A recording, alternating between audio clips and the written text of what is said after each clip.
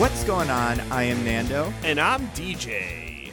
And this is Mostly Nitpicking, a podcast where every week we pick apart a piece of pop culture by looking exclusively at the details. Woohoo! Woohoo! We're doing it. Finally, DJ. Finally. You're welcome, An insane America. amount of time has passed. It's completely not like our fault, but completely within our control. I blame Sony for releasing movies like Men in Black International that forced us to cover. I don't know why I've got such a it's so stuck in my craw, but if it was not for that, we probably would have done this sooner. However, we finally did it.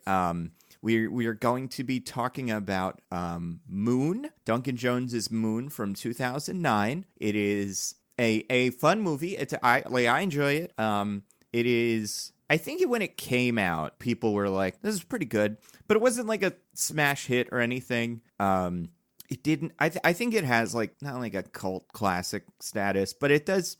People generally regard it as like a movie. They're like, "Oh yeah, that's good." But yeah, and especially in the genre that it exists in, it's kind of like a weird, like like space mystery thing. It's usually you see it on a lot of lists of like best space movies. But we're gonna nitpick that. We're gonna talk about that. We'll also just explain why we're doing it because the circumstances around it are interesting.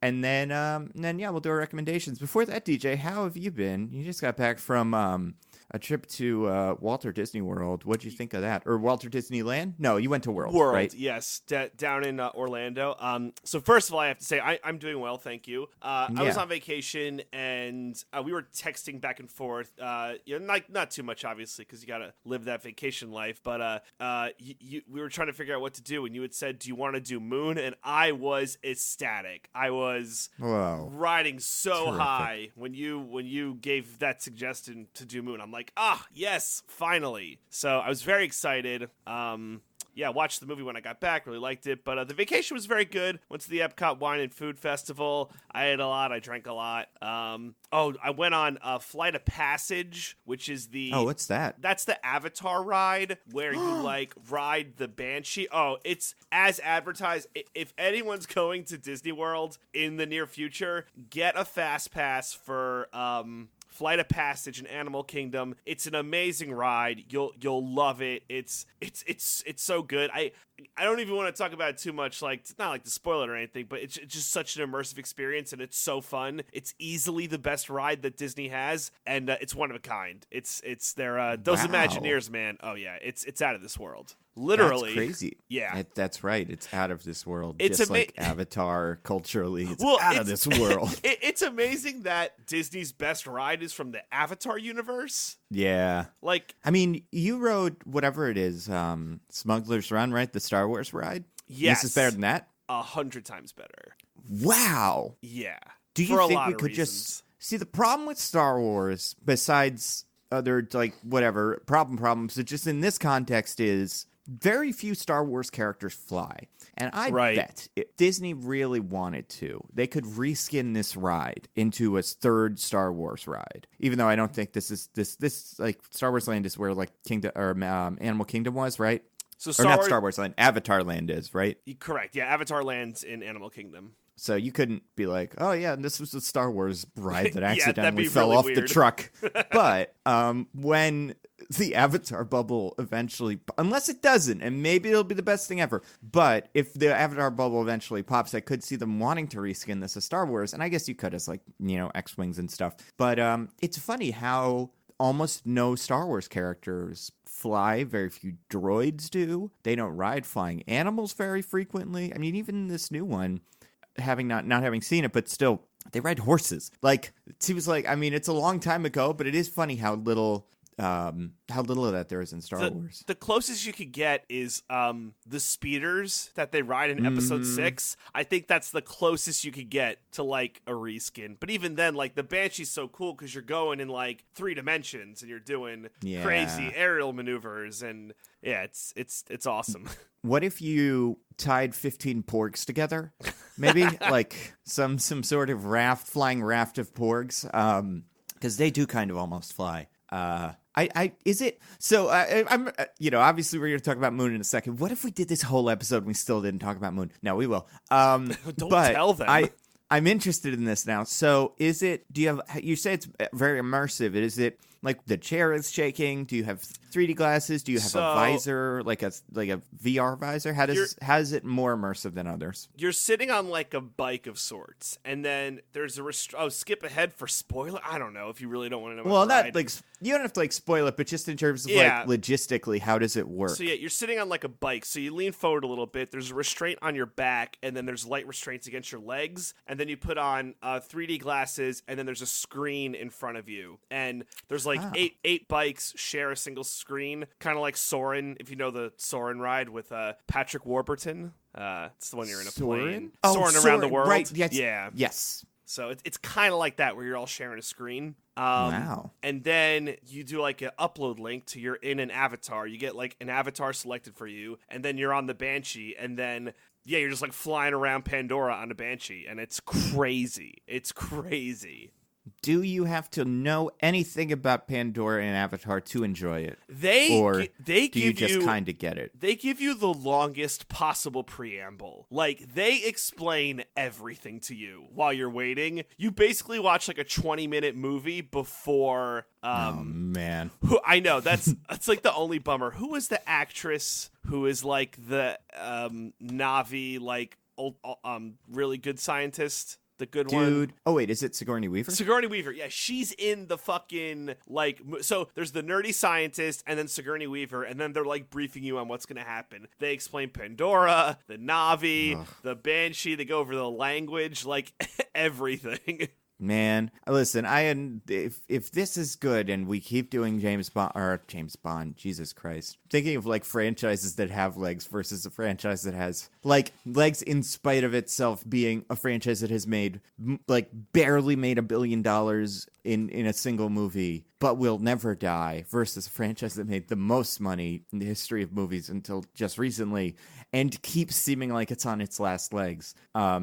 But when you're talking about Avatar, do you think that they could, if they decide to, just like force people to watch the 3 hours of whatever Avatar 2 is, if it doesn't make a ton of money in theaters, and then push that into the global box office, just like so you could keep inflating your numbers, like, oh my God, 1 million people saw Avatar 2 today. And they will every day for the rest of their lives until they're all dead. So no one will be able to beat us. It's like, well, because what's funny is if you don't have a fast pass, the wait time to get on the ride is like 2.5 hours, which is roughly the time of Avatar. So they could just play Avatar. You could watch Avatar while you wait for that ride if you don't have a fast pass. Wow, that's true. So interesting. Yeah, maybe that's their plan. I don't know. Did you, because you were in Avatar Land, did you go to, did you do the Jungle Cruise ride in there? So what's interesting is you cannot book a fast pass for both Flight of Passage and the Na'vi River Cruise. And we went with my mom and Michelle's parents, and Michelle's parents don't do like the thrill ride, so we booked them on the Na'vi River Cruise. And if they were like, it's amazing, we would have waited. It was like 2 hours, but they said it wasn't very good. So we're like, oh, okay. That's what I've heard, except a YouTuber that I watch a lot named Jenny Nicholson, who loves theme parks, talks about that ride and says that it contains an animatronic Na'vi that is crazy, like one of the better animatronics the park has. Which is interesting. At the very end of the ride, I believe, like a very, very realistic animatronic, but wasn't going to wait 2 hours for that, so... And it comes out and it panhandles and it's like, please contribute to Avatar domestic box office Avatar 2 so that we don't look like a bunch of fools. Like the story behind Avatar Land is really interesting, and we'll get to Moon, because it seems like it was supposed to be Harry Potter Land, like partially Animal Kingdom was supposed to have a fantasy land, where it was like dragons and unicorns and stuff, and because of budgets that never got made. The third bit of, because it's Dinosaur Land, like Jungle Land or whatever, the zoo one, and then this fantasy land, which would be like castles and stuff. And The zoo one got made because, like, of course, that's like the one that's kind of holding it all together. And then they got a coin toss decision between Awesome Cool Dragon one and Dinosaur one. And if not for the dinosaur movie that came out that year that bombed, or at least not, maybe it made money at the time, but who remembers it?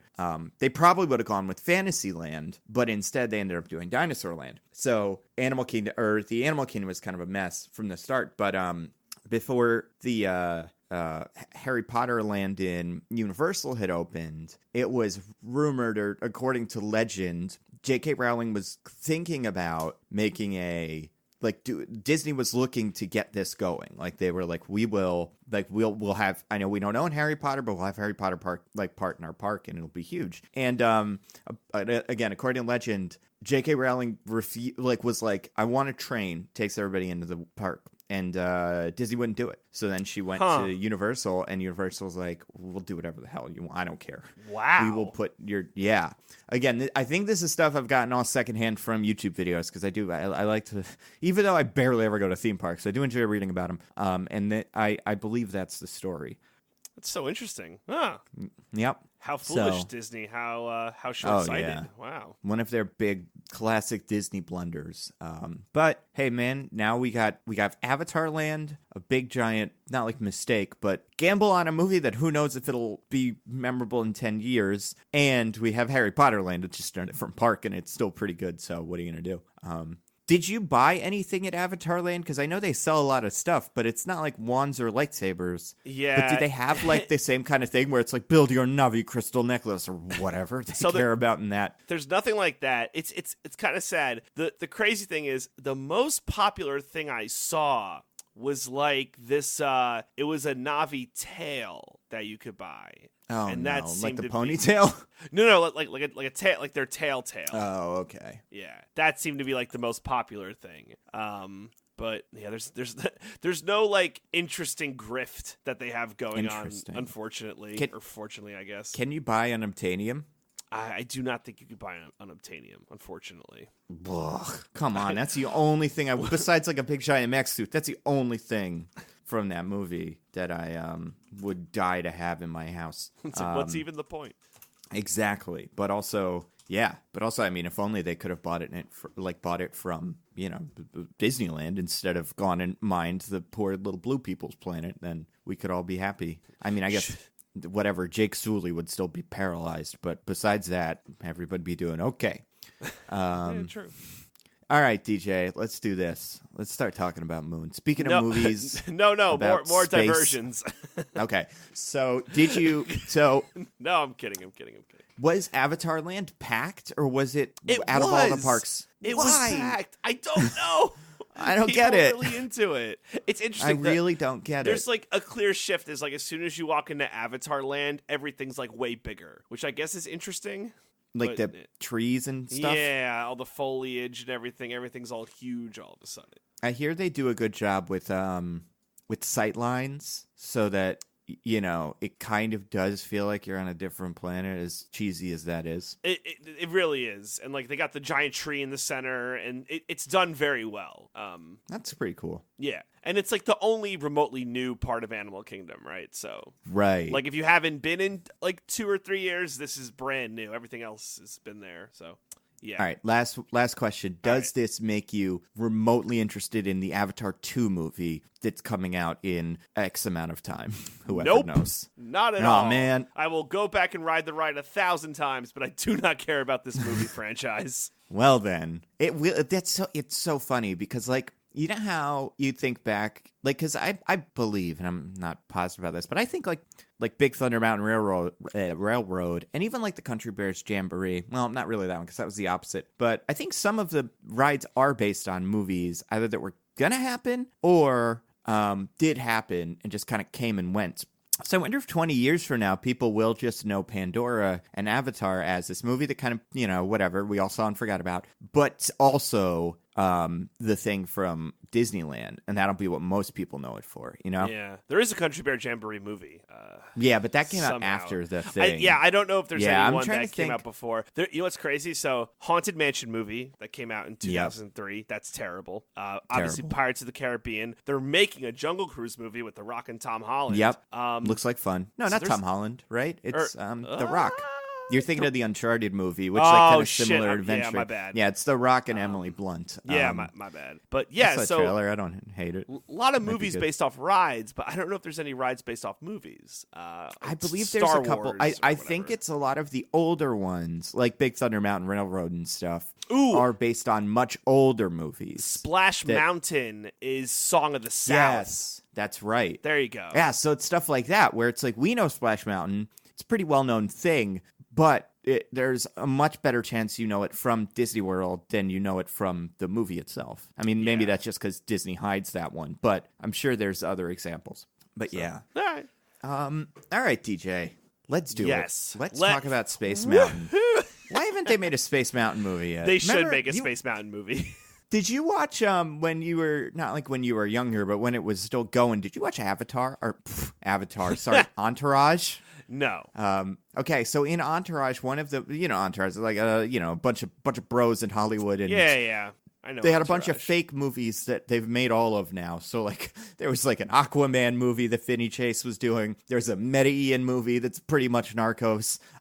One of the movies that he was in contention for was Matterhorn, which was based on the Disney ride. And I think they actually tried to do that a couple of years ago and weren't able to. Interesting. Yeah, because I think that's a thing. But there was a Matterhorn movie back in the day. But there was something that was going to happen but didn't. Or at some point it seemed like they were making an adventure movie, but yeah, they didn't quite materialize. But yeah, I mean, and they try a lot. They really do. And I get it. I understand why they want to make these rides into movies. Because it definitely would draw people to the park, and I'm sure the parks would make a ton of money. Like, I'm sure Pirates of the Caribbean was the test, like the single super successful example of this. Yeah. Where you could see a big spike in terms of people that went and rode the ride post 2003 or pre 2003, post 2003. People actually cared about it. Yeah. Yeah, and it bought merch, and it was just it definitely made Disney a lot of money, and I'm sure they were trying to put that lightning back in the bottle. I doubt Jungle Cruise will do it, but it does look kind of fun. I was very surprised by how much the trailer made me not ambivalent towards the movie, Right. Yeah. But anyway, DJ, let's talk about Moon. All right. We're doing it. Yes. Are you excited? I am excited because so I was saying I watched this movie today. I had watched it previously, like when it came out, because it was one of those movies that you heard was good, like from people. That it's really solid word of mouth, and I think there's a lot about it that works. It's more or less written and directed. Not more or less written. It's directed by Duncan Jones. It's written by him, but I think someone else was working on it with him. Duncan Jones is son of David Bowie, and he made another movie we did this year, Source Code, which I'm not as much of a fan of. He did Warcraft, which I'm not seen, but obviously, not super popular. And then he made a movie called Mute, which I also have not seen, which is like a Netflix movie that I've also heard not great things about. So he's kind of all over the place, but this was his first big one. And really his first movie like that he directed. I'm looking at his IMDb now besides a short. So it's one of those kind of movies that gets you like, oh my God, this guy is the next big thing, like almost like Edgar Wright with Hot Fuzz, or not Hot Fuzz, with Shaun of the Dead, where it's like he's amazing and we got to give him all the money and have him make everything. And I think 10 years later, this movie more or less holds up. It's pretty good. Oh, yeah, for sure. Except for one part that I still haven't figured out yet. Yeah, there is one massive problem with it. It's killing me. We talked about this before, and it's killing me. Yeah. It's something that I think is also insanely fixable, but it's just not fixed. But yeah, we'll talk about it. No spoilers. I mean, we'll talk about there is like what would be. All right, here's what I'll say. See this movie. It's very good. You can watch it. It's been out for 10 years, so it's not hard to find. And it's worth a watch if for nothing else. Just Sam Rockwell's good in it. And Duncan Jones is good, and it's like one of those kind of it's slow, especially in the beginning. It gives you. It doesn't give you a lot. It like to work with. It's one of those where you kind of got to figure out what's going on with the character as like there's one bit in the beginning very early that does that world building where it's like, this is why everything's happening, kind of. But besides that, the world building is very slow and stuff. But once it really gets going, I think it's a lot of fun. And there are like things that are probably not great if spoiled, but after this, like right now, I think we do kind of have to talk about them because it is like the general conceit of the movie. And like when they made the trailer for this movie, it was front and center. Do you agree, DJ? Is it front and center? Because I almost feel like it's almost kind of like nested. Oh, I'm talking just when the movie was marketed. It was like, this is why you should see this movie. It was not marketed as a almost like Ad Astra kind of slow contemplative space movie. It was marketed. Oh, sure. Okay. Like, so I get I'm what saying, you're saying. I get what you're saying. I'm sorry. Yeah. See this movie if you can. It's good. But we won't get super spoilery in it. But if you know what it's about, we're going to talk about that first, and then we'll get into nitpicks, which will be more spoilery. Okay. But like Sounds to talk good. about performances and stuff like that, you can't not talk about the actual plot. But yeah, DJ, what did you think of this movie? I love this movie. I thought it was very good. I was actually as I was watching it, I was so surprised that I had never heard about this movie before. I don't know how it skipped my radar. Probably because I was super not cultured in 2009, and I feel like I've just missed so many things for that reason.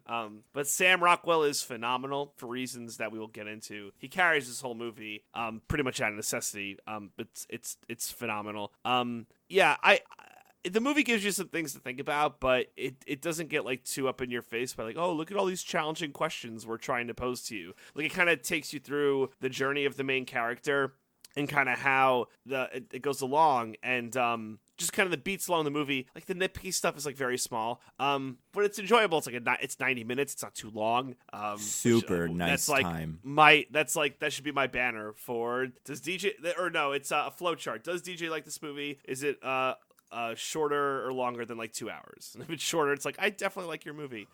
But yeah, I thought it was very good, and I really enjoyed it. So yeah, I think it's definitely worth a look.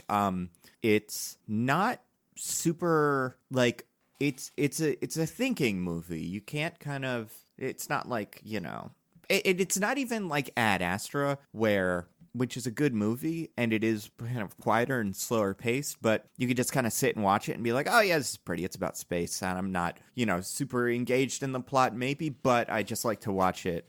It's got a much slower pace, and it's much more like, quiet, and it's more like 2001: A Space Odyssey than Interstellar, let's say. But it is plotty.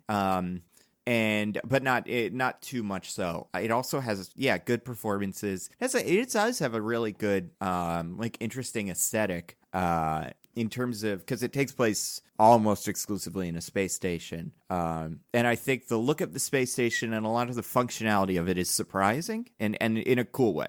Yeah, this had to have been the cheapest movie ever to make. I'm gonna look that up. I wonder. Low cast, like one set. And it also doesn't have the Ad Astra problem of there's a lot of like really intense space scenes. Yes. Like any time that Sam Rockwell has to like go outside, he's in a rover. Like there's very little of him like jumping around in space. So that's kind of nice. No, it is. That's a really good point. And it looks nice, but it's very but yeah, it's got an interesting aesthetic, and it's got an interesting kind of like science fiction. It's got some of that futurism that you're like, oh yeah, I guess maybe that's how things would go. Like if we had to do, like if we had to make this thing, this like space station, maybe they would do it like that. You don't really see that too much, but that's a way to do it. All right, let's talk about the plot. So maybe you've even made it this far and you've been like, I wasn't sure. I actually don't want it to be spoiled now.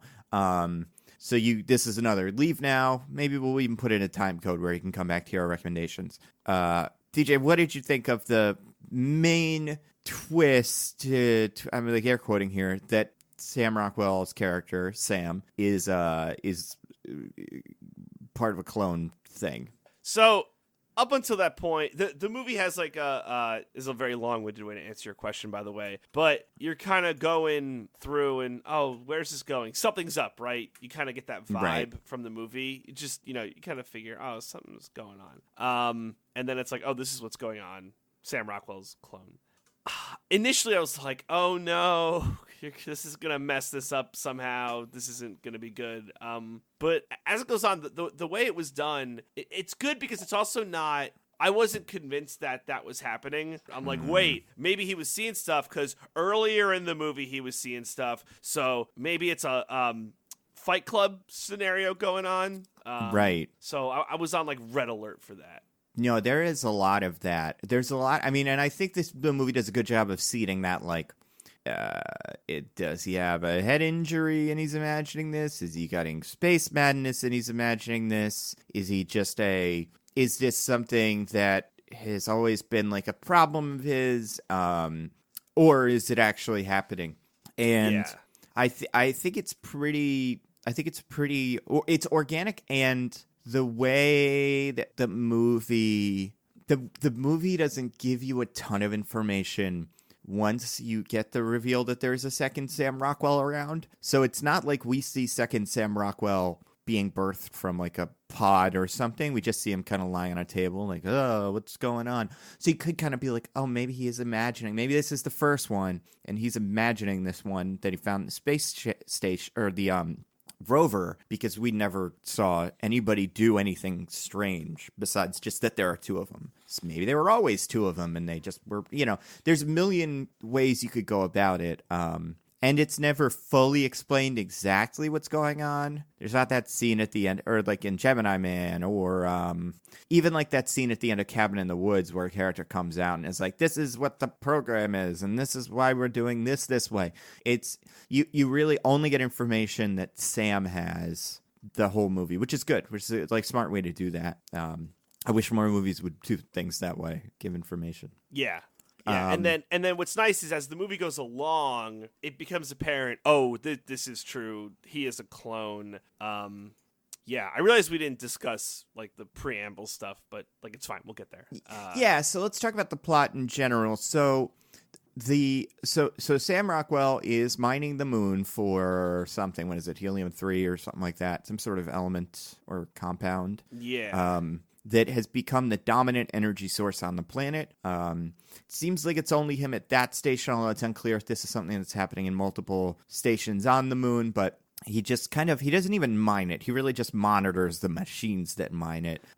He is up there by himself with like a robot, but there's no other staff. He communicates through video calls that are not live, and he, after 3 years, is finished his like tour on the moon, and he is just about to be taken back to Earth. And he's not just losing it, but also just tired of being in space. So he's like kind of happy, and then you get the clone reveal and stuff, and then the movie kind of becomes about that, but.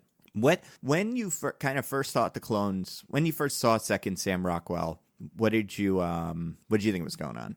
So, like the very first scene when the one Sam Rockwell's in the hospital bed and the other one's kind of looking over him with his aviators. Yeah. I would even say the scene where Sam Rockwell finds Sam Rockwell in the thing. So like when fake Sam Rockwell wakes up, and then maybe you'd get a little suspicious, like this is weird, and then he goes to investigate and finds not original, but let's say Rockwell Prime, or Rockwell 1, because he's not Rockwell Prime, but he finds Rockwell 1 in the rover, and he does that thing like a sci-fi movies, like, who is this? And he slowly wipes the dust off of his it's him. Visor, and it's, oh my god, bum, bum, bum. So yeah, what did you think was going on there? I really did for sure think that it was some kind of weird not seeing the correct thing, because because earlier in the movie he's seeing shit, like he sees his wife in like the chair when he first burns his hand on the hot tea water. Yeah. You remember what I'm talking about? There might have been another one. Some like, oh, he's just got it's Space Madness. Like I was so certain it was Space Madness. But then he drops the line, I can't believe I'm talking to a clone, and I'm like, oh man, it's got to be a clone. And then they're interacting more, and then the clone thing becomes pretty obvious or self-evident. But yeah, prior to that, I really thought it was Space Madness. That's interesting. Let's talk performances. What'd you think of old Sam Rockwell? Withered Sam Rockwell 1. Let's call him, I guess, Sam 1. Because, I mean, he's very good in this movie. And he's very good. He's an actor that gets chances to act a lot. Like, it's not like he's not a serious actor, but a lot of the things people know him for are, like, you know, Iron Man and, not like Matchstick Men, because I would say Matchstick Men also gives him some room to work. I think there was that movie where I forget. He's done a lot of movies, but like right now, if you look up his IMDb, Moon is his main thing. Like, is it really? Oh wow! Yeah, if you Google Sam Rockwell, it is the first result you get for him. But like he's been in, you know, like he's in Vice, he's in F is for Family show. So, but then also he's in like 3 Billboards Outside Ebbing, Missouri. So he has a pretty interesting range. His body of work is unusual, and he does like a lot of movies. You know. He does 2 or 3 at least a year. Yeah, interesting. But yeah, what'd you think of him in this? Oh, very, very good. I thought he was very good at, because this was the more, I want to say at times more laid back Sam Rockwell, right? Because he's working on the sculpture, and he's like, oh, let me show you ping pong, and but then he gets a little crazy as he realizes what's going on, and he gets that kind of self-realization of, oh my god, I'm not going to make it. So we have to see him go through that, which I think is very like not like hard to watch, but kind of, and like you kind of see this man like going through the realization, like, oh man, I'm totally gonna die, and also I'm a clone, so what is my life? And that gets into the whole like thinking man's movie of it all, like, you know, what is it right for this to be done? What do you consider a life? You know, like all those kind of questions that the movie posits. So you kind of go through that, and it's interesting. So yeah, I mean, his laid back one is interesting because it's his like, because he's laid back and kind of like he's sick, right? So he's like kind of just out of it generally, which is an interesting performance. Like, I buy it. It's kind of, there's parts especially near the end where it's like tough to watch because he's just like lying around all pretty much dead. But yeah, I think and I think the movie does a pretty good job of not just visually, but like, I mean, Sam Rockwell does a good job of distinguishing between Sam 1 and Sam 2, where Sam 2, you know, has a different posture and he talks a little bit differently. You know, obviously he's a little more curt, but he's just more kind of, I don't know, just the way he stands specifically reminded me like, oh yeah, this is a completely different guy, pretty much. Like, this is what you'd expect from this kind of performance. Because this movie and show, like, this has been done before and since a lot. There's like 2 actors playing in the same scene, but not like with aging and stuff, just like Paul Rudd 1 interacting with Paul Rudd 2, you know? Yeah. I think this is up there with some of the best versions of that. I agree. And because like everything feels very, organic's not the right word, but it's not cheesy, and it's not, it you know, they're really having you buy into this premise like, look, he's a clone, the corporation's terrible because they've just taken a person and cloned him to do all their work, which we'll get into in the nitpicks. I have some questions. But anyway, so it feels very, for lack of a better word, realistic in what they're doing. So yeah, and it really, we talked about this in for Gemini Man, but why actually de-age Will Smith? Why not just get another young actor and kind of play around with it? And, you know, it's like, oh, it's made from your DNA, but looks different. Well, whatever. But in this, it's they took the same actor, but, you know, same age, but put him in very different states. You have one who's literally deteriorating, and then another trying to, I don't know, keep his wits about him, but, you know, trying to figure out what to do. So, yeah. Yeah. No, for sure. He's got it does not, it's especially with Gemini Man being a recent kind of thing, it doesn't feel superfluous, and it doesn't feel overdone. I looked it up. So this movie only made domestically and internationally, like, so both together, $7 or $9 million.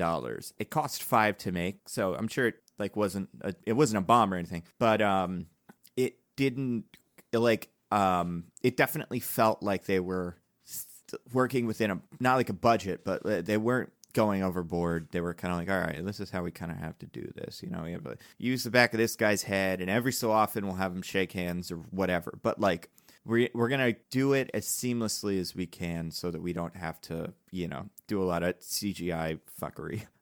Because a lot of movies do that. Although, I looked up a couple of lists of these.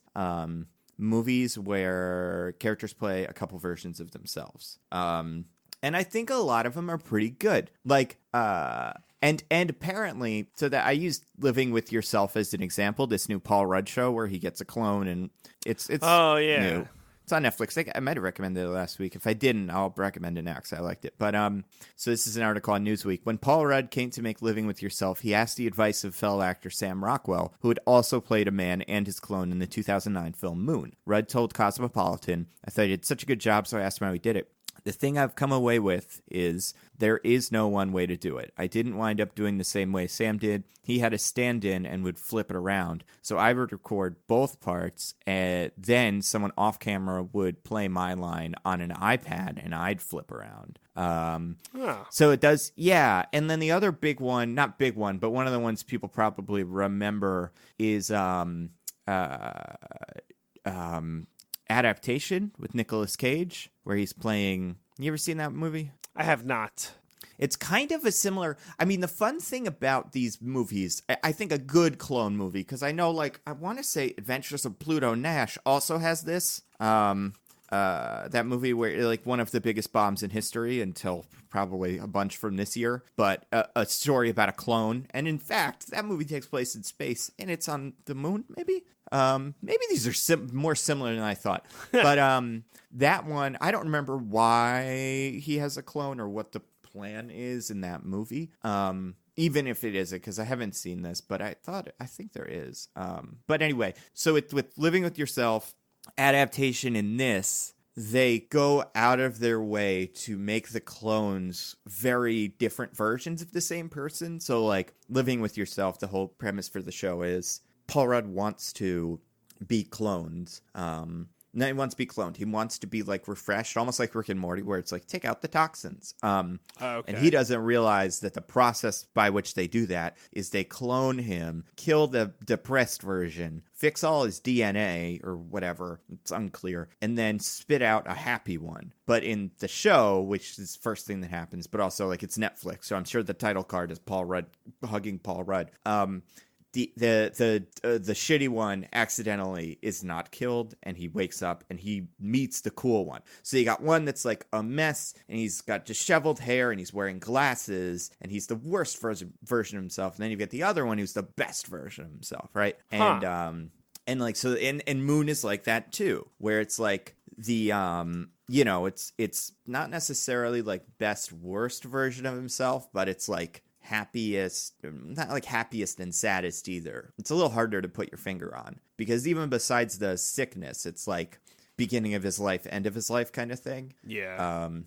But yeah, with in an adaptation, so Adaptation's a movie with Nicolas Cage where he's playing two brothers. And it's the whole bit is like one's sad and one's happy. One's like the introverted artist, and one's like more of a cool guy. And the introverted artist wants to make real art, and the cool guy just wants to he's like, oh, I'll make a script, that'll be fun. And then the cool guy's one gets is popular and becomes successful, and that drives the artist one insane. Out of jealousy. So you have the same actor playing two completely different versions of the same guy, and it's very much not necessarily, again, not like best worst, but it's the same thing where you have to have him be the same guy, and it's like one has cool hair, one has lame hair, and that's what they do here too. But yeah, it's interesting how they swung that in those three movies specifically. I know there's that one, because there's the other version of this. Remember that one that they made with Tom Hardy and Tom Hardy where they're twins?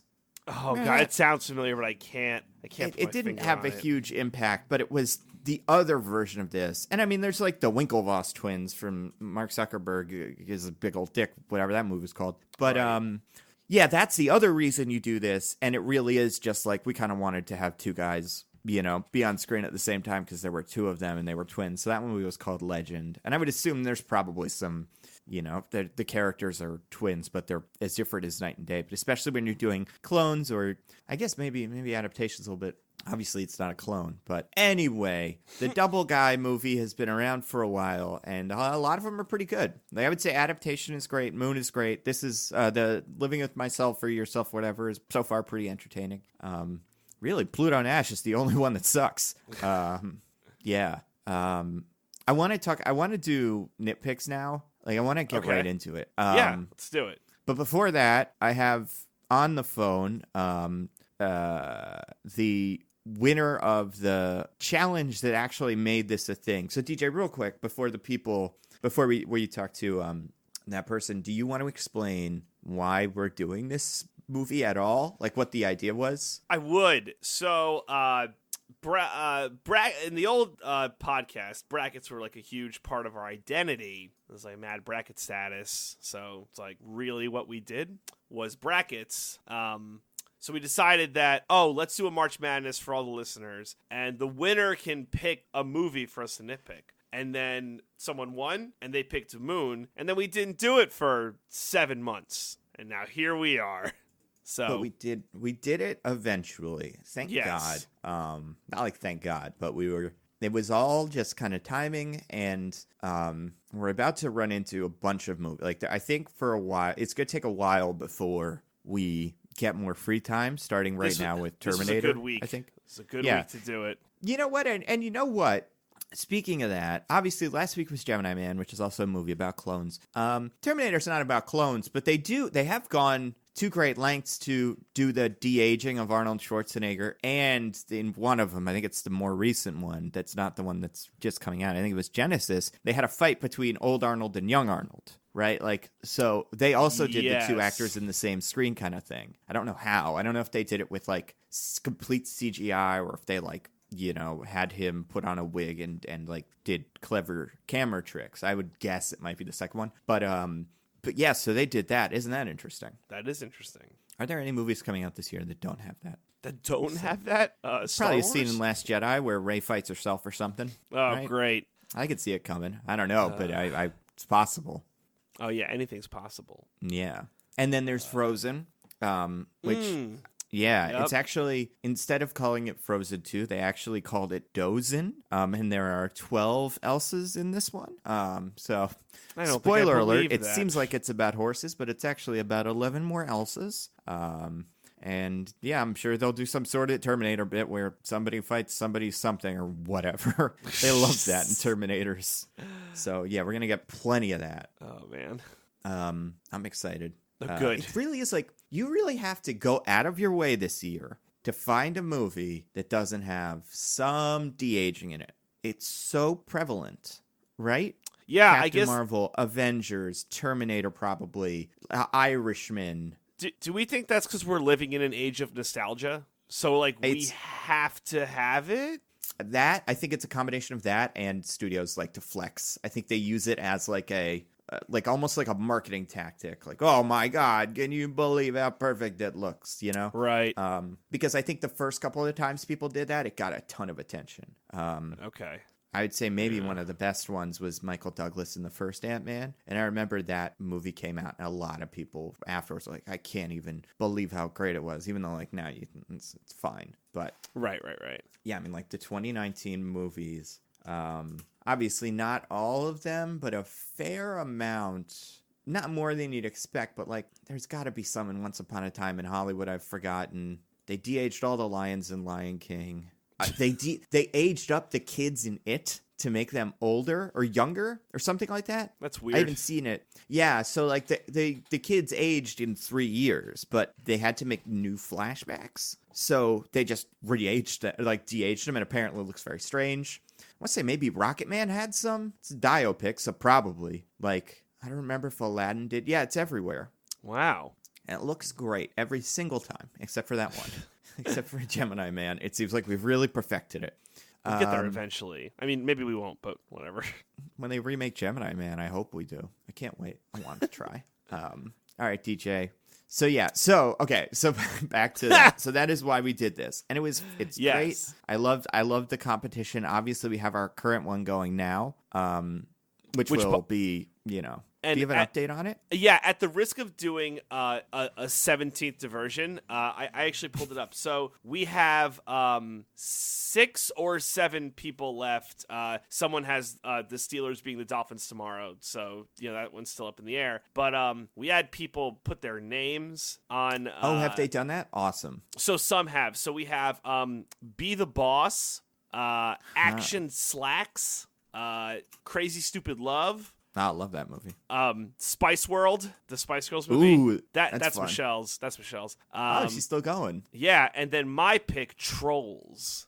Ooh, love nice. to nitpick Trolls. I wonder there's some with someone has Get Me Pictures of Spider-Man, which I don't think that's a movie. Okay. But anyway, yeah. I wonder if Be the Boss is the Melissa McCarthy movie The Boss. It came out a couple of years ago and it was a big old bomb. What was the other one after Be the Boss? Action Slacks. I've never heard of this. I don't know if that's a movie or just someone's name. That's true. Yeah, these could also be be a like fun names. Name. Yeah. Yeah, I don't see a movie called Action Slacks. No, never mind. But I mean, there's time to change it. But also, you could tell us later too. You don't have to make up the decision yet. A movie could come out soon that is a disaster that we just don't see because we love ourselves and don't want to subject ourselves to, I don't know, Black and Blue, for instance, or Last Christmas, but you could force us to watch it. Like you said in the interview with Nick, it is so nice that he opted to pick a movie that is actually good and enjoyable to watch. So maybe whoever wins our eventual eliminator challenge could do that. I also have a question. Do they have to go 17 weeks perfect, or is it last man or woman standing? How are we doing that? Last man or woman standing. I imagine there's some sort of tiebreaker thingy.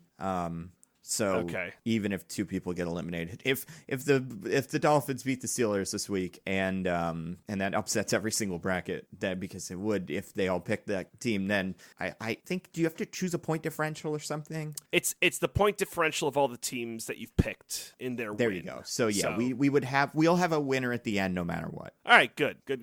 Yeah. So speaking of that, let's talk to Nick. A conversation we are going to have now and did not have. Whoops! An hour ago. No, it's fine. Yeah, it's. I thought the way I introduced it was kind of like cheeky with it, but it doesn't matter because then you'll listen to it and you won't even know. I mean, you know now, but who cares? So we'll talk to Nick, the person who won the bracket, and then we will come back and we will do the nitpicking bit. So here we go. Also today, because of the circumstances, this is like something we haven't done yet in the mostly nitpicking show. We've done things kind of similar in that bracket status, the old podcast. But because we did this, we chose this movie based off of the NCAA bracket contest. We wanted to have the winner of the bracket challenge or whatever it's called on to just discuss why Moon and give us a little bit of insight there. And we have right now on the phone Nick Botts, who is the champion of the NCAA bracket challenge we did. How's it going, Nick? Doing well. How you guys doing? We're doing okay. We're excited to finally have done this movie. As we have definitely already said, because we are recording this in the exact way that you're listening to it, people on the podcast. We both quite enjoyed this movie, and it is an interesting little thing. It's kind of, I guess, not like little thing, but it can be kind of easy to miss. It definitely was at the time, even though this movie came out in, when did this come out? Was it 2012? I actually had this open before, or 2009. Okay, so that explains it. This was a pre-Iron Man 2 world where I, at least, was not aware of how wonderful Sam Rockwell was, and wasn't in that, mood where I would watch every Sam Rockwell movie no matter what, just because he's a wonderful. Exactly, yeah. He doesn't do any dancing in this movie. I'm trying to think. I'd have to go back and check, but at least nothing super memorable. But yeah, I want to just ask you first of all. So I tried to bring up the bracket itself, but it was a little tricky. But you won the bracket tournament challenge. So I wanted to ask, are you a big like NCAA fan? Do you have a strong allegiance to some specific team that you just kind of, you let it ride and they managed to win the whole thing? Was it a complete guess? What got you to the number one spot?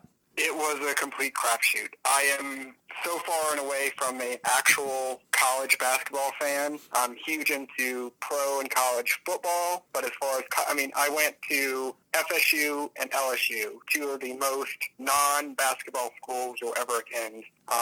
So it was kind of just a mixture of, clever guessing and some chalk work and picking out the bracket. And for lack of words, I kind of got lucky. I mean, they say that, like, you can just pick kind of randomly, I guess not completely randomly, but people that put a lot of effort into it and people that put, like, a little bit of effort into it usually have similar results. So you don't need to, and I don't think there were too many people that joined the challenge that were, at least from our group, that were like humongous college basketball fans that had a big opinion on everything. At least I definitely didn't, and I don't even remember who I picked, but they lost pretty quickly. I'd be willing to bet that Venn diagram of huge college sports fans and college movie nitpicking fans are not that doesn't have that large overlap. I agree. And it's a shame, except for that it's fine. College basketball is fine. It's kind of like I appreciate people that love college football because I understand like people that just say it's a better sport. They're playing for the love of the game, all that stuff. But I don't know. It seems like with basketball, you want like LeBron James. I don't know. And you want like a superstar, but because. Actually, maybe not. I don't know. It's complicated. Speaking of stars, the moon is a star. Just kidding. It reflects light. You decided because the winner of the bracket got to pick a movie that we would watch and then nitpick on an episode 6 or 7 months later or whatever, and it ended up being Moon directed by Duncan Jones, obviously starring. Mostly Sam Rockwell and someone else. I just want to ask, what made you pick this movie? Was it were you a big fan of it from the beginning? Did you see it when it came out? Or did you just find it later? The story of why I picked Moon is actually kind of funny. So we have several coworkers of mine that we all are in kind of a movie club. Right. Kind of like a book club for movies. And you're all the same person? You're all clones of you?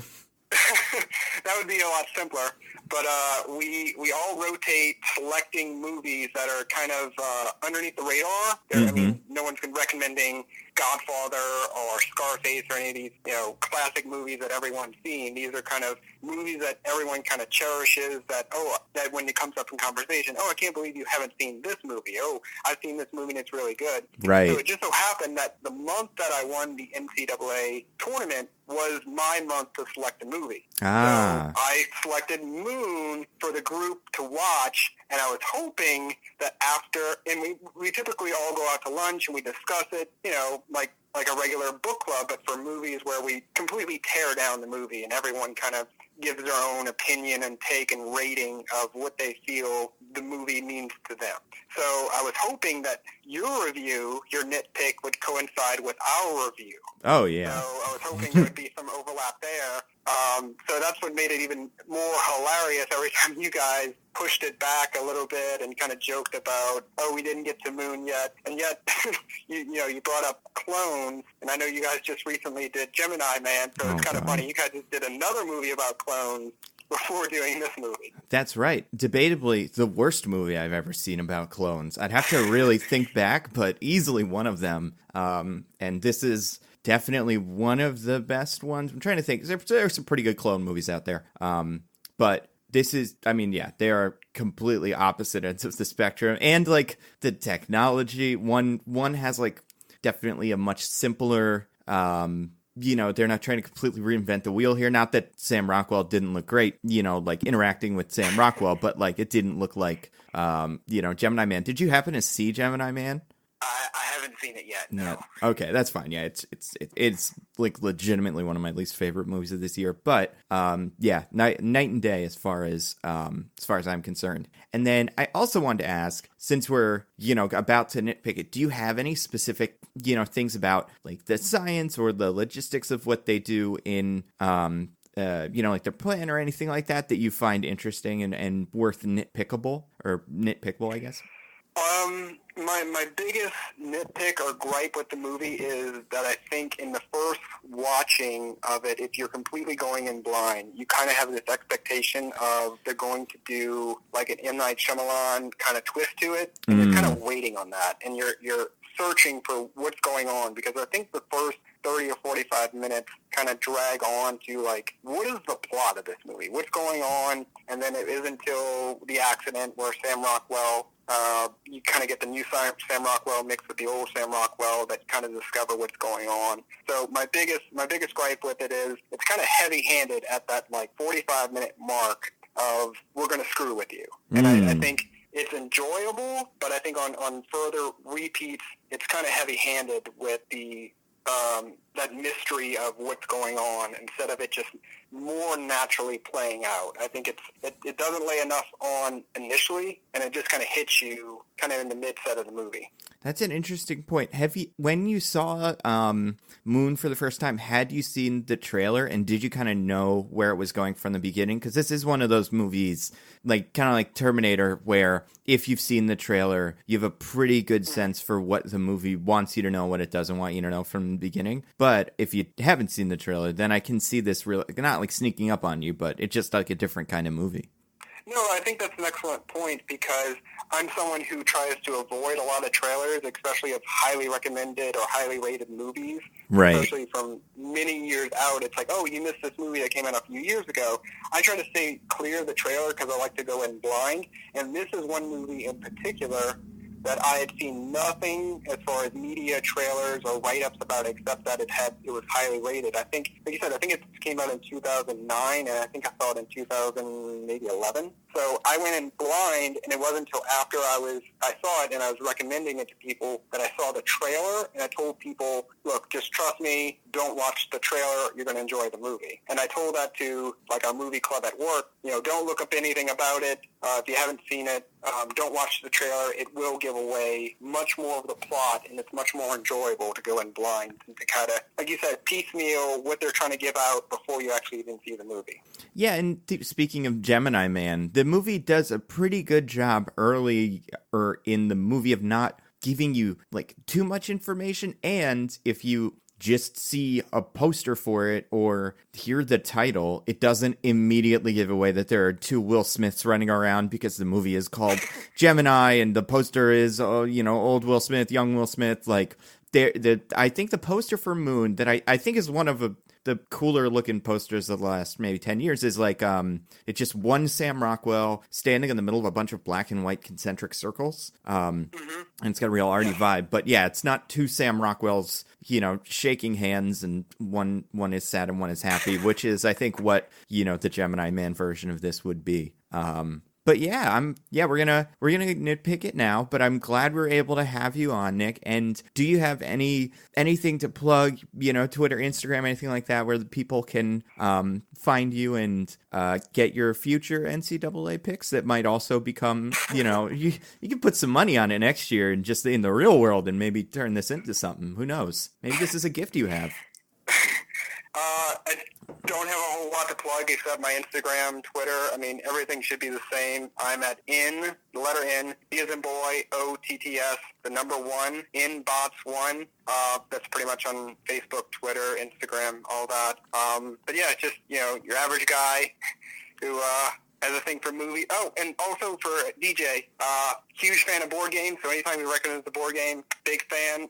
Love Gloomhaven, love all, Spirit Island, all those mainstream board games, dig into that. So whenever he recommends a game, especially ones that I've actually played and have in my home, those definitely go to heart. Oh, I was going to say, yeah, we've got our Extra Life stream coming up, which is like when we're going to mention it kind of later in the show, but it is like our charity fundraiser that DJ's been doing for a while, and I've kind of globbed onto very casually, but it's actually coming up next weekend. So when we're recording this, so it'll be like the weekend of November, I want to say like 2nd or 3rd, which we'll have all the information on Twitter and stuff. But yeah, you should definitely watch. We're going to be playing a bunch of, like, I know it's on Twitch, like this event. So I know a lot of people probably play mostly computer, like video games, but we're doing mostly board games, besides a couple of like party games. So it should be fun. You can watch. We're not going to play Gloomhaven, I don't think, but you watch us play some of the games that we've recommended at different points in the show, which, yeah, we only do once a year, but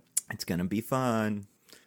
And all that information will be in our Twitter and stuff. But yeah, thank you so much for coming on. Thank you for winning. And I wanted to, I thought about this as I was watching this. I had seen this movie a couple times, but then I rewatched it earlier today. I was like, oh God, thank God, because we could have, and I'm sure within reason, we wouldn't have watched something that was like, a completely objectionable, awful movie. But if you had recommended, the Teenage Mutant Ninja Turtles reboot, or like whatever the worst newest Shrek movie is, I would have had to watch that. So thank you for not recommending a movie that was just terrible for the sake of like punishing us. Because this is definitely not a terrible movie. I wanted to recommend more of a movie I actually liked, and actually see maybe there was something I was missing about it that I can laugh about next time I watch it. Oh yeah, we got plenty to talk about, but this is one of the definitely one of the better movies that we've done. That isn't like an Avengers. That's just like a big giant awesome movie. Because there's just a lot of Men in Black International as a Gemini Man out there in the last couple of months, so it's been rough. But thank you so much, and we will do another one of these. We currently have our Eliminator pool. Are you in the Eliminator NFL thing? Are you still going? Is your team still alive? I have a loss, but I'm up there in the points. I don't know if you guys are counting toward just the last person who has the correct picks in a row, or are you doing like ESPN does, where you're counting the point differential between the entire season and which you'll win? Oh, I believe we are doing the first one, where it's just like whoever makes it the longest continues. I lost week 2. Yeah, it's been a weird season. But we'll do another NCAA and maybe other sports things as they come up. Those are, the NCAA one is the classic. Everybody knows that. And when we used to do brackets, we would talk about that a lot. But I do think this is fun, and hopefully. Well, let me just. Yep. I just want to say really quick, I appreciate what you guys do, Nando and DJ. You guys definitely make my commute, my everyday at work, listening to you guys a whole lot better. And I appreciate the effort you guys put into, because I know you guys have these hour and a half, sometimes 2-hour-long podcasts that you don't have to do. And I appreciate it. I know, all your listeners appreciate it, and you add a whole lot of levity and insight to just, sometimes tearing down movies in a way that brings insight to the genre that other people aren't doing. Well, thank you so much. It's a lot of fun, and every so often it helps me and DJ, I'm sure, but to force us to see a movie and think about it that I wouldn't normally see. But for every one of those, there are 9 Gemini men or fantastic Mr. Grindelwald and whatever. So it's a blessing and a curse. But thank you so much, Nick. And yeah, we're gonna get to the actual nitpicking part. So take care. All right, thanks. Okay, DJ, I have a wheel. We brought the wheel back. Yes. Nitpick the hell out of this movie. This movie that I get again is good. Yeah, so it does not deserve hate, but I think definitely deserves question. Yeah, all right. I agree. And I'll more or less give it that they have a I'll give it to them that they've got the whole clone thing. I'll say all right, you can clone, and just the idea that this stupid energy source is on the moon, Yeah, it's fine. They get it. But there are other things beyond that that are that's a little weird. So let's do this, DJ. All right, let's spin the wheel. Here we go. Spin the wheel. Tick, tick, tick, tick, tick, tick, tick. I missed this wheel until I accidentally close the window and it dies. Okay. I spun the wheel, landed on ping pong. So, in the movie, I would say their big flex, kind of, for like, look at all this technology we got, is they have Sam play ping pong with himself. He's quite good. He's very good.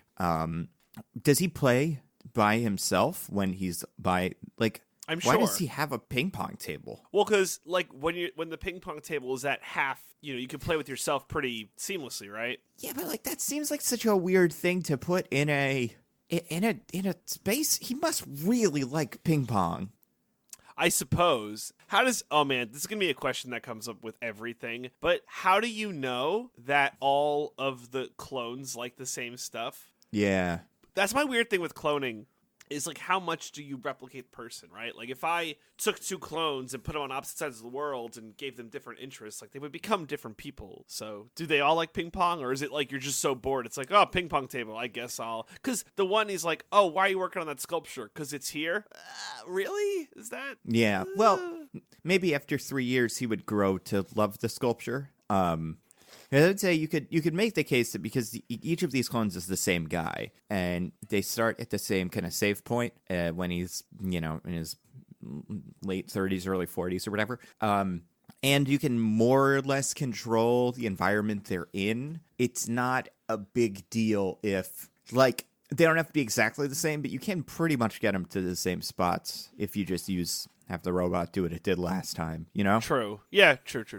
But I mean, you could do same, like, there's I don't think enough clone shows or movies do this, where, and I'm sure there's some that do that I can't think of, but let's see what happens if you Google like movies about clones. But where that's the point is, it's like, what if one was raised in a different spot than the other, and they had to, you know what I mean? Yeah, like what would happen? Like, oh, I got two clones, and I put one in Canada and the other in South Africa. What would happen? Yeah, I think I'm looking at movies about clones now. There's some that are like, there's a fair amount of action movies for like Resident Evil. They got clones in them, or like, Star Wars and Jurassic Park and whatever, or Jurassic World. Yeah. And then there's movies like Twins, where it's like, what if you raise two twins in different spots, and how would they, if they're essentially the same guy? Sometimes that's how you do it. Here's one for you. I'm really going to fuck with you on this one. So in Gemini Man, right? The whole premise that the guy posits is like, I took his skills, but I gave him the one thing he never had, the love of a father.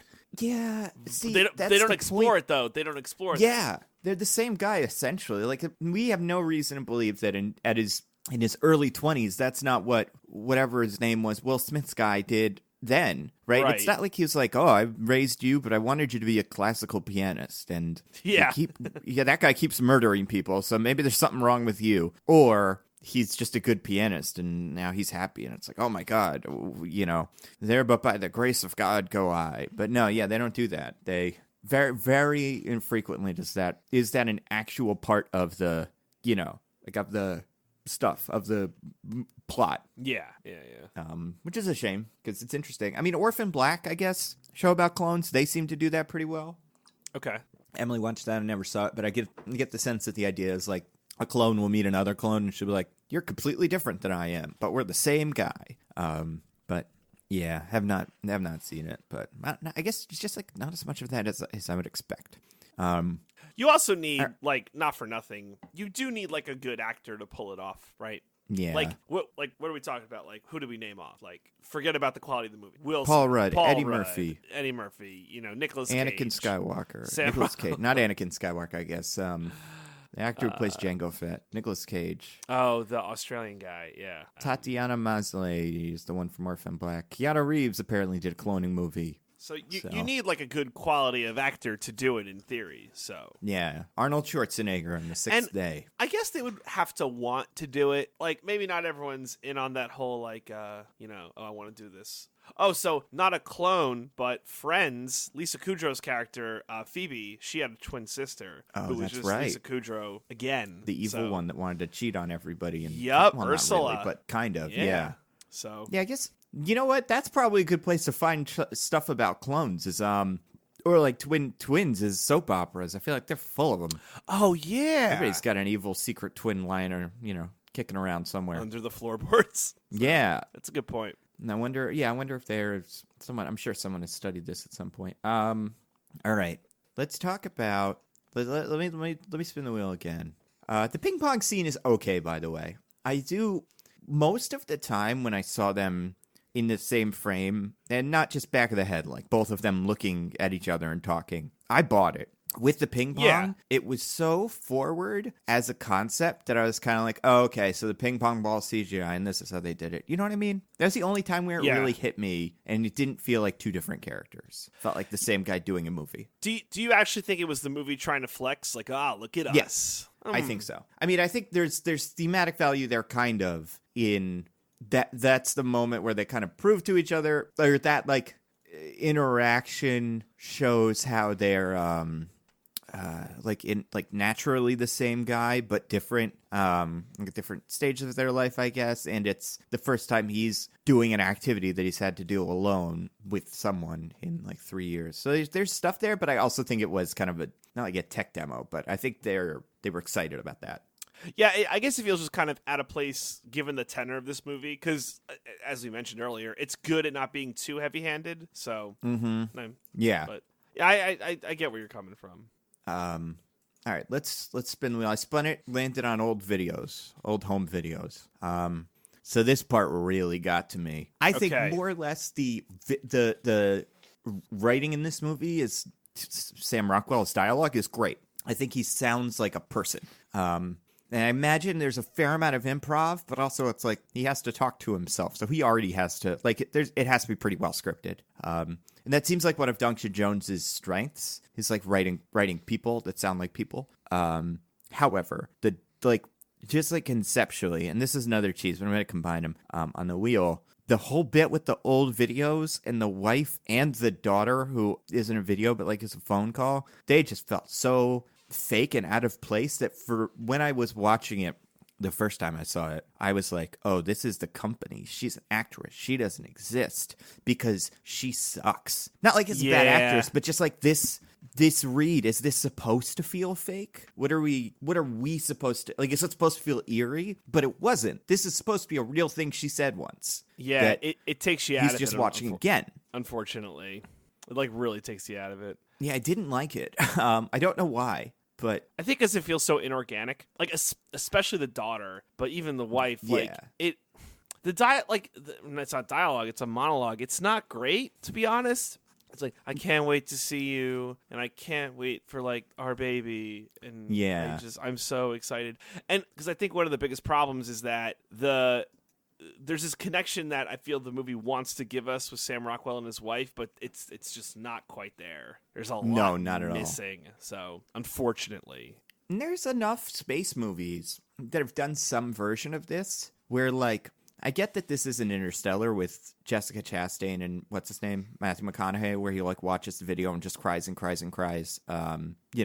It's not supposed to be that kind of role. However, it did not feel... It felt very robotic in a way that made me kind of like, I wonder, what are they going for here? When it turns out it's not something sinister, it's strange. And part of me was like, is she not in love with them anymore? But that's not it either, because when they get back to Earth, it seems like she didn't divorce him or anything, because we know that he still lives with her and lives in the house, but she is dead. But I don't know, I didn't buy that. By the way, you didn't recognize that actress, right?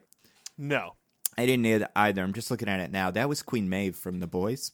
Oh, how about Dominic that? McElliot. Yeah, right. Wouldn't have guessed. And then you got the daughter. So she gets one scene as an adult that is her, like, that is the, not like big reveal, but one of the big reveals, which reveals that there is a version of Sam that exists on Earth and just is, like, living his normal life.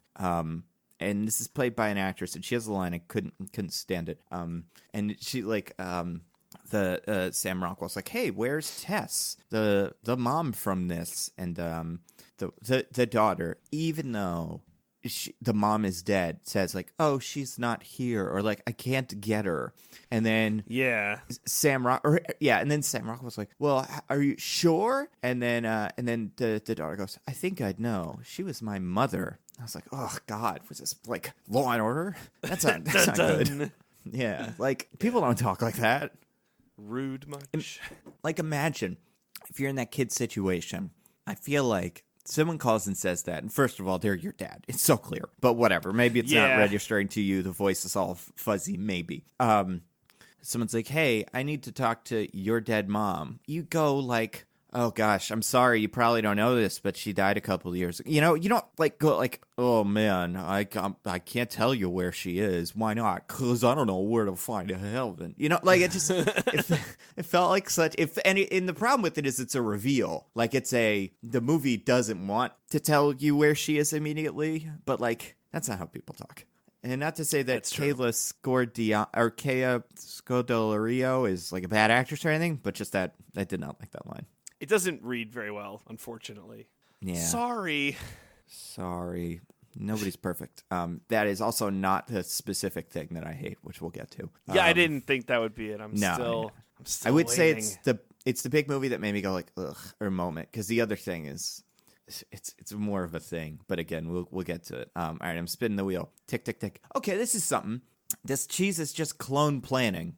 So I thought it was interesting when the clones met for the first time that they just kind of were like, that guy's me. Huh. All right. Yeah. I'm going to go do something. There was no like, hold on a second. Okay, what do you remember? What do you think is happening with us right now? They just really rolls right off their backs. They do take him in stride. That is true. Like, if I found my clone right now, and I think this is kind of how the Paul Rudd show does it, which is smart. Not like smart, but it feels like what would happen. It would be much more of a conversation. We'd try to get to the bottom of it that day, as opposed to like, yeah, that's weird. I didn't know there was a clone of me. I guess there is. Yeah, because the one Sam Rockwell goes, I can't believe I'm talking to my clone. The guy's like, I'm not a clone. Yeah. Which I guess is a way to handle it. Like, does Sam 1 think it's a hallucination? Maybe. And I didn't quite get that, but maybe that is what's going on. Because at first the robot is not helpful, right? He goes, "Hey, Gertie," right? Gertie was the robot. Yep. Is anyone else in the room with me? And he's like, "Go to sleep, Sam. Yeah. You'll be fine." And I'm like, "Oh, yes. You didn't answer my question, you dick." Only Sam is in this room. Wink. Yeah. It's like, you jackass. It's funny. It is. Yeah. I just think I'm almost every version of this really is just this Paul Rudd one is so fresh in my mind. Feels much more, like I said, the writing and the dialogue is great, but I do feel like how could you not just go just try to figure everything out? Like, okay, what's the last thing you remember? Okay, do you have this scar? Do you have this scar? Do you have this thing? Are you even really a clone? Like, he doesn't like try to pull his mask off or anything like that. Yeah. He tries to stab him at one point, but I just really feel like he took that in stride. And Sam 1's like, just shake my hand. Can you shake my hand? Yeah. Like, dude, I don't know if you're trying to decide if this is a hallucination or not or what, but I think if I tried to shake my hand and I was hallucinating me, I'd probably also hallucinate the handshake, you know? Like, it's not it's not like you would touch him and then they would evaporate into smoke. And I'd be like, I got you, dream. Pretty sure it would just seem real, too.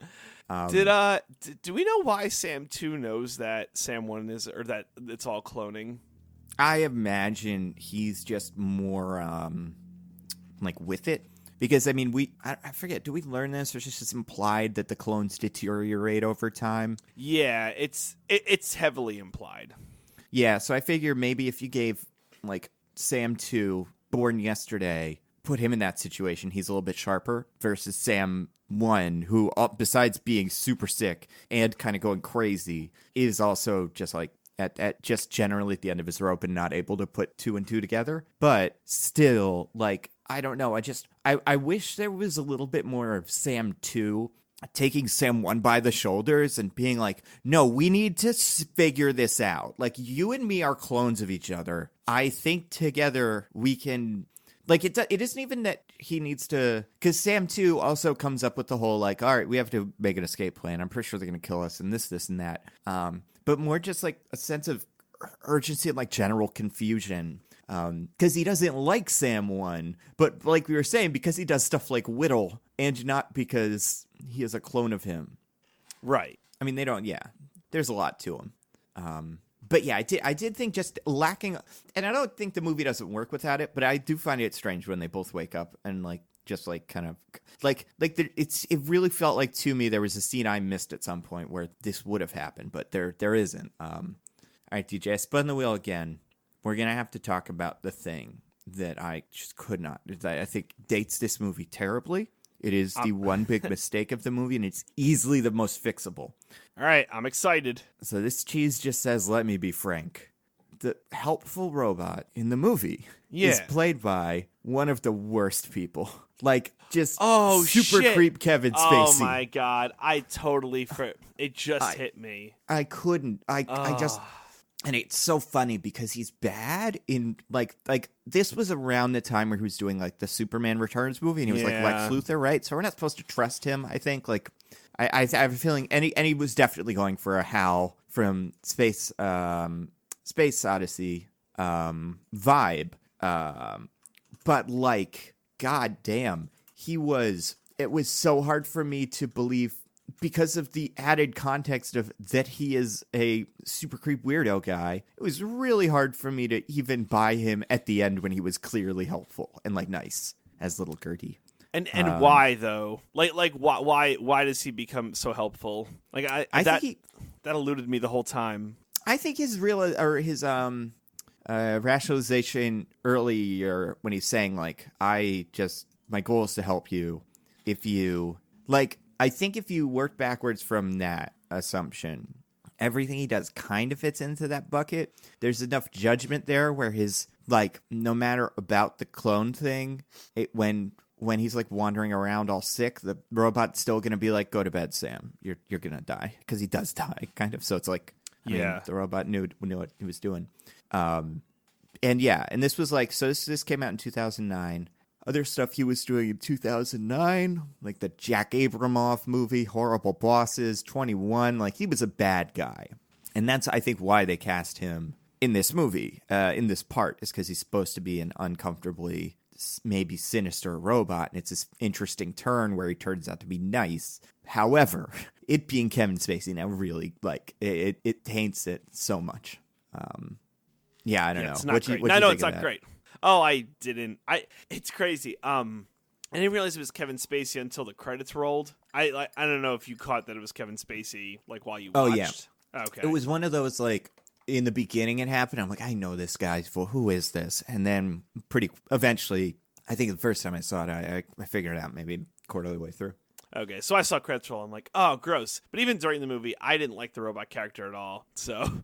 I think it was just a bad character, regardless of it being Kevin Spacey. And, like, I don't know how much I loved it. It was like a robot that was, like, on a track or wheels or whatever that was just kind of roaming around the moon base. But like, given what the company's doing, like, is this robot, like, totally sentient and has AI? Because it feels bad for Sam. It feels like. Yeah, and it makes little faces. Yeah, like it makes it sad face, which is, like, good. Like, I think as a way to show what it's feeling and, like, just, like, make the character more uncomfortable, the faces, and this is another trick of the wheel, but we'll cut this out, like, or kind of Baymax-y almost, which is, like, giving the robot a minimal amount of expression, and it's just eyes, and it's, like, not, I guess, like, Baymax isn't smiley face, but it is, like, the robot is emoting poorly, but it's making, like, an effort at it. I think that worked. And it's funny because even compared to Baymax has, like, one way of speaking where it's like, I am Baymax. I want you to be happy. But, like, this Kevin Spacey doesn't sound like a robot. He sounds like he just ran a marathon. But, like, he's got, like, inflection in his voice. Yeah. Which is an interesting twist because it is more human than, like, Hal from Space Odyssey, which is, like I kind of keep going back to it.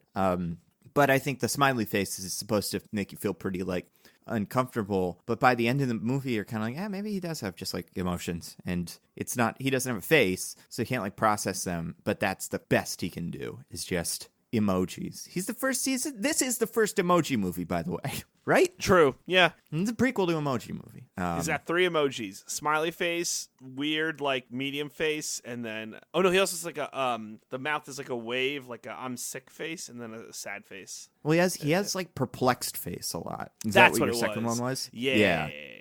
He throws that one out pretty frequently, and the face will, if he's, like, really thinking, the face will flip horizontally. You know, so it's like yes. What's going on now?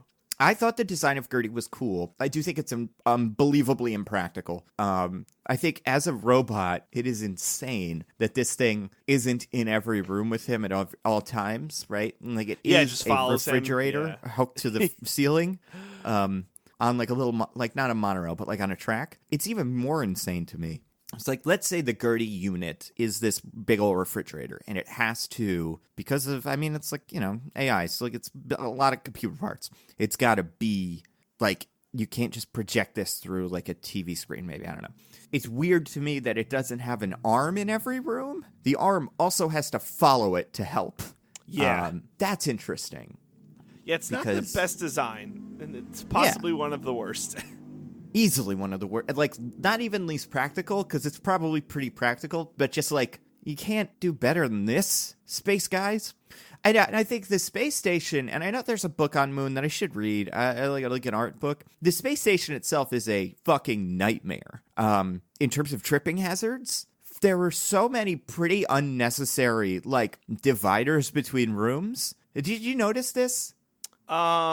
I did not actually. I know there's like a lot of like weird hallways and like narrow hallways and I have the movie open. I'm sure I can find one. There's one scene specifically pretty early, I think, where he's walking through the space station and you can see one of these like weird, like not like completely unnecessary. I mean, I'm sure theoretically there's some purpose for them, but in the movie we don't see it because it's not part of Gertie's track, and I guess maybe it's because this thing is supposed to be built modularly, so you had to connect the different track. I don't know. But it has a sign on it that says, like, don't trip on this. But it's like, yeah. Well, then why is it there at all? Because it seems like it's only a trip. It looks like, really feels like a speed bump on this space station. But yeah, then that's still going to kill you. Like, you're going to trip over it. The risk is greater than the reward. But yeah, it's really, the design of the spaceship's really strange. I like the idea that he puts little post-it notes all over Gertie, though. Yeah. Or someone did. I guess the original Sam.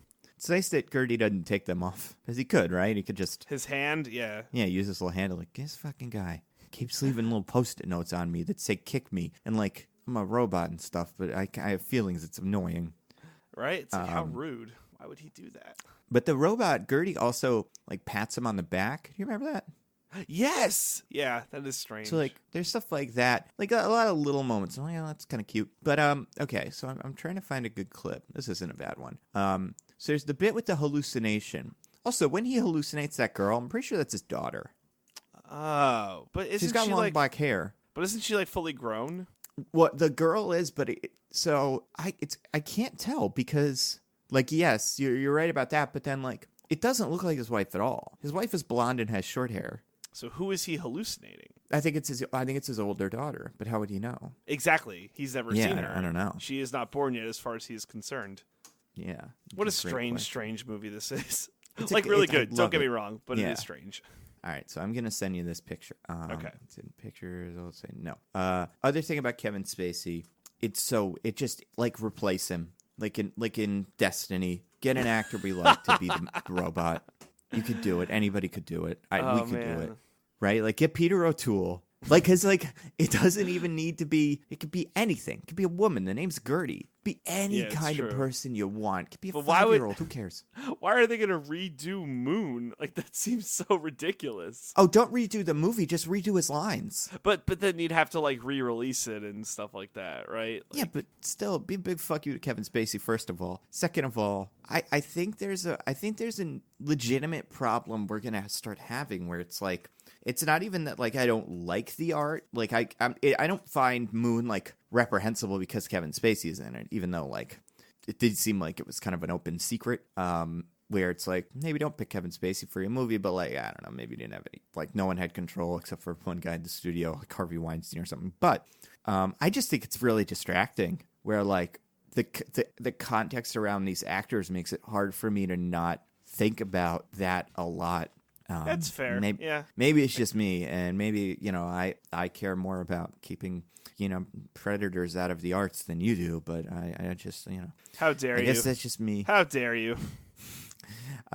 Let's see. Okay, I'm going to send it over now. Here's the picture. I have to, like, put it on Imgur because I'm an idiot. So, like, you can see it here.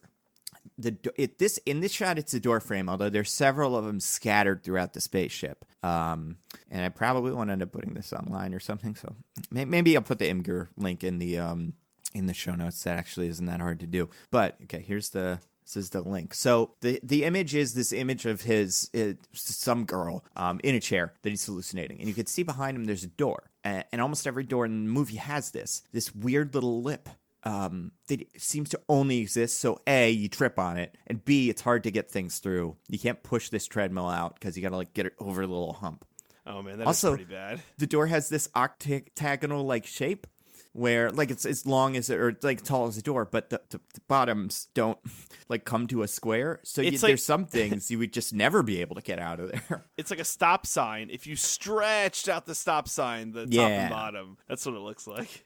I enjoy the production design of this movie, and I think it's got a good grunginess to it. It feels uncomfortable. You wouldn't want to be there. But there's parts of it where it's like, well, who's this for? Is this just, are they trying to make him feel uncomfortable? And who is that girl? Because that's not his wife. No, it's not. I think it has to be the daughter, because he also has the hallucination of himself in bed with his wife, and he sees himself with a beard. But, he didn't know what was happening, did he? Yeah, and, again, there's no way he could know what his daughter looks like. Yeah. Damn it, movie. So, who knows? And he wouldn't know how old she is anyway. Also, did you recognize the actor? So, Gertie, at one point, Sam Rockwell interrupts a call between Gertie and some guys, a mission control. Yes. Did you recognize the guy? Negative, I did not. Excuse me. So, it's this one actor who... and. It's so funny because, not that funny, but it's kind of funny to me. He is in so many movies about space. He is in, obviously he's in Moon. Before that, he was in Sunshine, another great little, kind of spaceship movie, although that one's a little bit more of an action horror. I probably described as a thriller. He is also in Prometheus, and he's in The Martian. It's Benedict Wong from... Infinity War and Doctor Strange and stuff. You are right. He keeps popping up in movies about space, and I'm and I guess Infinity War is a movie about space too, kind of. But why? What is it about him? Great question. How does he do it? He's great. He was in this movie for half a second. I hope he got a nice big paycheck. Oh yeah, for sure. But yeah, he's pretty. I thought that was pretty funny. Okay, let's spin the wheel again. What did you think of? Because I didn't mind Gertie as a character. I liked that the robot wasn't bad.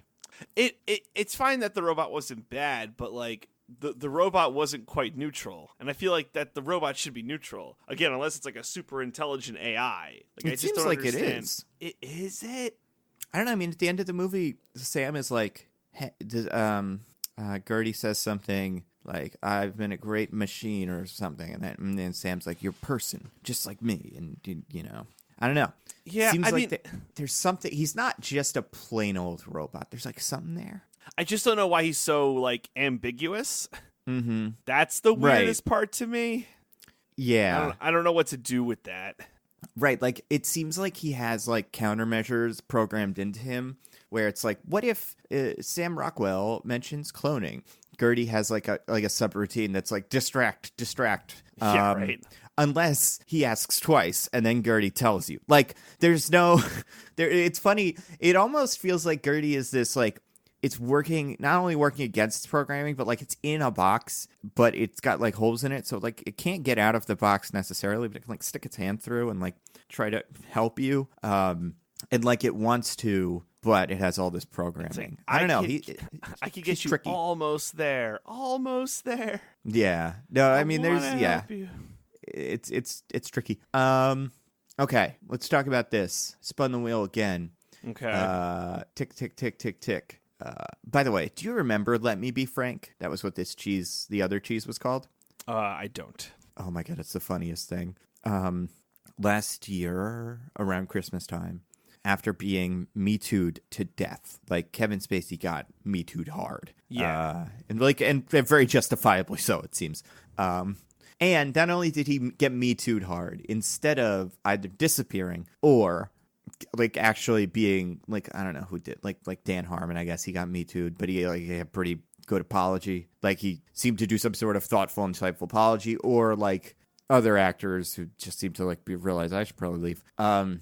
Kevin Spacey had a statement where he came out of the closet almost as a deflection, which was weird on its head. Then he got fired from House of Cards. And then around Christmas time last year, for no reason, he put out a video called Let Me Be Frank, which you could still find on YouTube, which is insane, I think, where he, in character as Frank Underwood, gives his speech to camera as he's cooking dinner or something in black and white. And it's it's so funny. It's just we can't believe everything the media says. I know it. You know it. They're always out to get us. But I hope that I can be your president once again. Oh boy. Campaigning for the role. It is the most tone-deaf thing I've ever seen. It really is. It's 3 or 4 minutes long. It's a little longer than it needs to be in terms of just a fun little watch as a oh my god, this is bizarre. But it's still pretty funny. I would recommend people look it up. And it's funny because, obviously he's, a reprehensible human being. So it's not funny, but it's funny in the context of it embarrassed the hell out of him. And like I said, it's incredibly unself-aware. So yeah. Anyway, all right, spun the wheel again. One of yours, DJ, Energy Crisis. Let's talk about what set this movie in motion. So it's very interesting, right? The movie opens with a fascinating premise that we've solved the energy crisis. And I don't know if this is me being too cynical. And I'm willing to accept that is the premise of the movie. That doesn't bother me. But what I found interesting was my reaction to it, where I'm oh man, this is not gonna happen, is it? Because it gives you have we checked for helium-3 or whatever on the moon? We send our combine harvesters to get it. It's weird because it gives you a little hand wave to be yes, we can focus on this one guy and what he's doing and the cloning and going crazy or whatever. But in the back of my head, I'm energy crisis. That is a thing. So weird backdrop. Not the movie's fault, but weird backdrop. In 2009, when this movie came out, was there an energy crisis? Or no. Was this the time where we were riding high because gas was cheap? Probably. You know what's crazy? You wouldn't make that movie today, but you would almost make it in reverse, right? Because of how much we're focused on climate science and stuff like that. So you'd think so, right? But isn't this the plot of the Cloverfield movie? Remember that?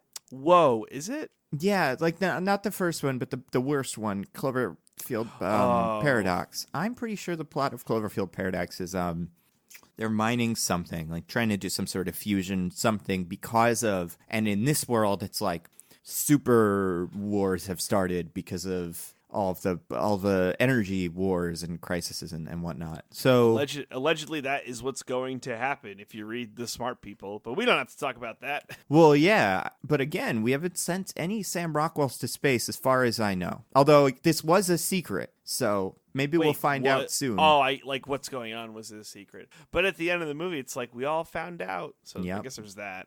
Had one of those newsreels that wrapped everything up And in news today, cloning has been the thing that the bad guys did. They shut down the company because... But let's say that happened, right? Let's say we do have an energy crisis and it's the worst.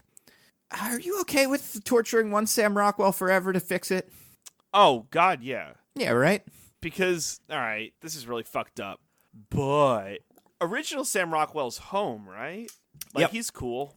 Yeah, I really think I'm okay. Is with cloning a thing we know? Like in the universe, is it that big of a surprise that someone has been cloned? Oh, that's a good question. Is maybe that's why the clone thing didn't register with him? Yeah, it's that's not possible. Because I'm assuming it takes place in the near future. Well, it's 15 years after 2009, I guess. Okay. Well, so 5 years I'm from guessing. Now. Yeah. Well, here's what I'm basing my weird math off of. The wife died 15 years ago, or the daughter is roughly 15 or whatever. Yeah. Right? Extrapolate that sounds about right. And then I guess the question is, when was the helium-3 thing figured out? Was it figured out in 2009 or 2100? That's 2009, question. Right? Has to be. Because Sam Rockwell because the videos are recorded videos that were real things. So it seems like Sam Rockwell was cloned, went to space. Oh, yeah. Did the thing. Now, in the video, the first one that we see with the wife, someone comes and takes the child away. Is that real Sam Rockwell? Like, we don't see their face, but it seems to be a man, and I just assumed it was like a nanny or something. Right. But in the movie, I can't remember. There was something about it that kind of made it seem like it was a different person. Let's see. I have the clip open now, actually. Because now looking back, I'm like, I wonder if that's what that was. Maybe that is real Sam Rockwell. Right? He wouldn't ask? I guess not. I don't know. He's not great at being a clone. We all know. Yeah, can you imagine, like, cloning is a regular thing? It's like, I'm not cloned. It's like, what are you talking about? We're all cloned. Yeah, right? Like, you just assume, fool. like, oh, get out. I must have gotten cloned the other day. You think you know when you're being cloned, but you know. Because they also have clones. So, like, there's two kinds of clones usually in movies. And they have, well, I guess let's say there's three. There are clones. So we're like, Gemini Man, really. I clone you now, and then you are the age you are. Like as a baby, and then you will be my age, but in the amount of time it took me to get to my age. Then there's the second kind. Okay, so I looked at the clip again. It is not him. It is like a woman, some sort of caretaker. So second kind, which is your Attack of the Clones clone, which is we built a clone. It starts as a baby, and it will rapidly age over, like not even rapidly, but like double the time. Like in half time, it will age to where we want it. And then there's seemingly this, where it's like, we will make a 40-year-old version of you with this a snapshot of whichever one of you, like where you were when we took your DNA or whatever. Yeah. So like that always seemed to me like the least like acceptable clone.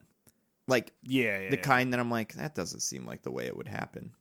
So, you know, why would you want that? Wouldn't you want, like, if you're having someone running the base, you want like a fit, like 20-year-old, right? Like that's who you want. You don't want this version of Sam Rockwell. Like he probably suboptimal, if we're being honest. Other thing, does original Sam Rockwell know, were they like, all right, so to run the moon base, we're gonna clone you and just go on a 3-year cycle, and like the company told him the whole thing.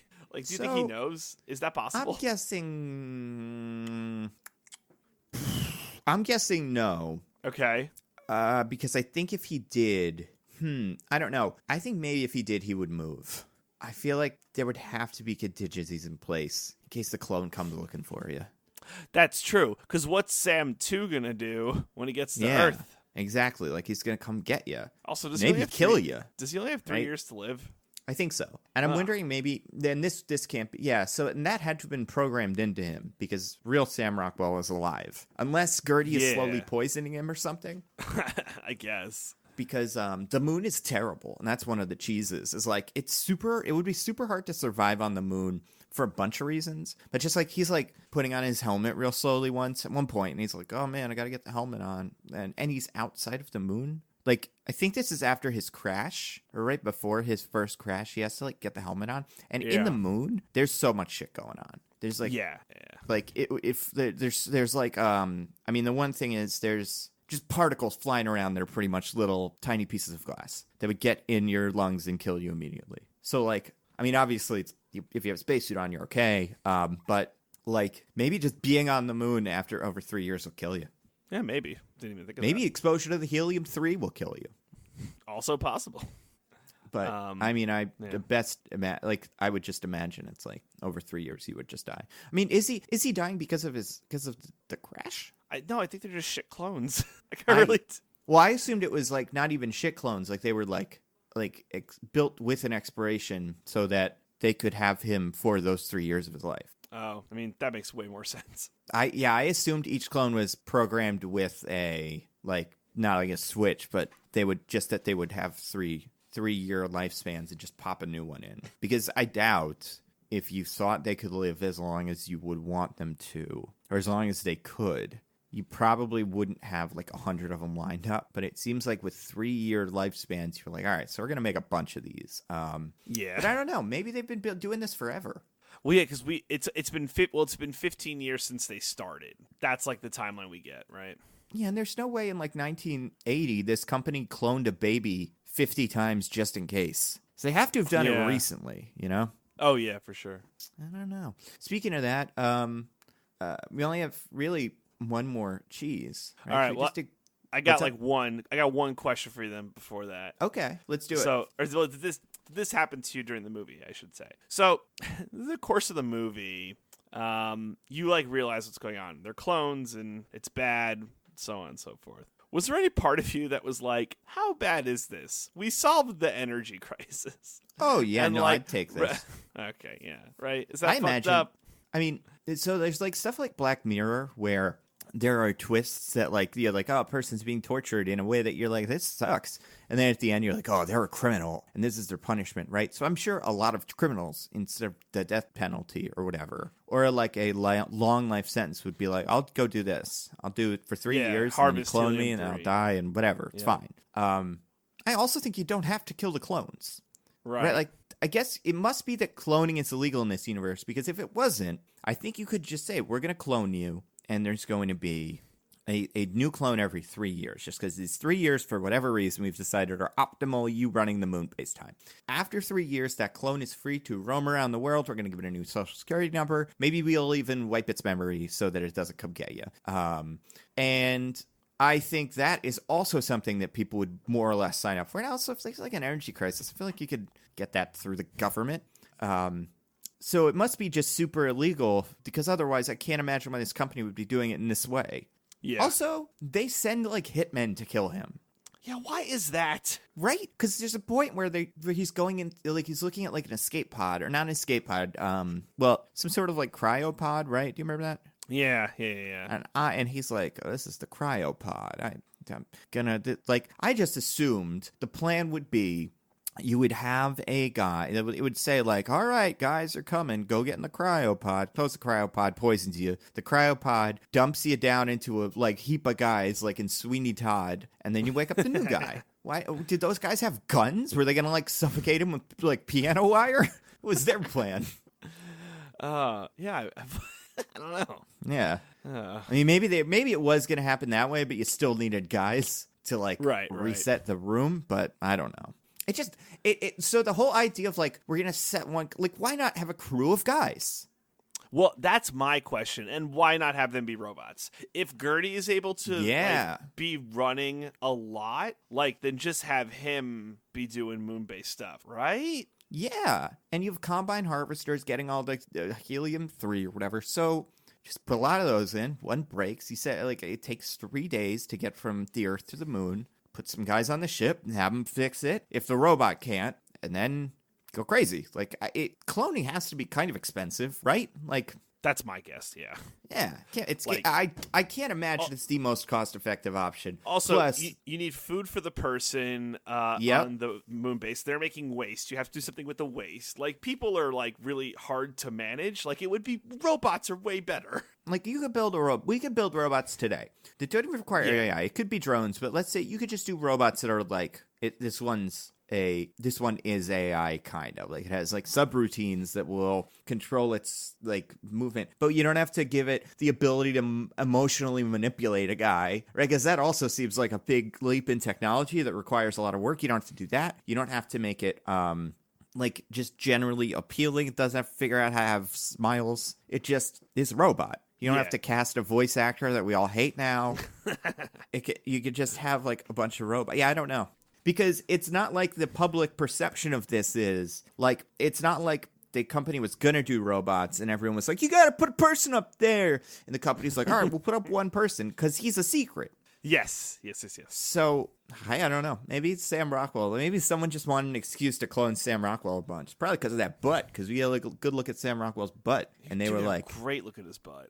I was surprised. And actors do that a lot. It seems like. Like, there's, like, obviously there's a lot of gratuitously, like, you know, shots of women's bodies in just movies because of, like, sex sells, and culture isn't great when it comes to that stuff. But I feel like I have seen that specific shot a lot where, like, I forget when Ben Affleck did this, but he did it in something where it's just a shot of, like, scrolling up his body with his butt. And that's it, but it is not necessary. I've never needed I've never seen a character in a shower and, like, shampooing their hair and been like, where's this guy, in a waterfall? You know, I don't need establishing shots for showers. Yeah. But so, which kind of makes me think either that's to get, like, you know, people that want to see his button seats, or Sam Rockwell at some point in his career is just like, listen, I'm pushing 50 or 40 or however old he was when he made this. I got a great butt. Let's put it to film. You know, I think I want to have this forever. Not that I'm saying. I mean, I'm sure he's like a normal guy. I don't think to say he's like a crazy vain guy or anything. But I could see just any person with like, like a handsome looking actor or actress possibly just being like, yeah, you know what, let's get this somewhere just for later, just in case. Just like for all those, like, remember, how like Elena Terrell, there were always lots of like picture. Every so often there would be some sort of like video, not really video. Usually be like listicles where it's like, you won't believe whatever something Diana Riggs or whatever her name was looked like when she was 20 because she's like an older lady now, but she used to be looking just like Marjorie, right? I could see an actor just being like, yeah, I'm super hot. Let's put this somewhere, Yeah. Oh, yeah. Not that I think Sam Rockwell's that kind of guy in a like obnoxious way, but just maybe. So yeah, I think clone everybody. Let's do it. Or robots, or robots. Yeah. Either way, I don't think there's ethical implications beside the killing of them, but I don't see a problem with just having a bunch of them. Or just having them stay on the moon base. They seem to get over the cloning thing pretty easily. Like, you have an army of experienced guys that can all do this work. It also doesn't seem like that intense of a job. It seems like you or I could do it, Oh, for sure. Yeah. I'm sure the robot does most of the work, or, like, is able to be like, cut that wire, Sam.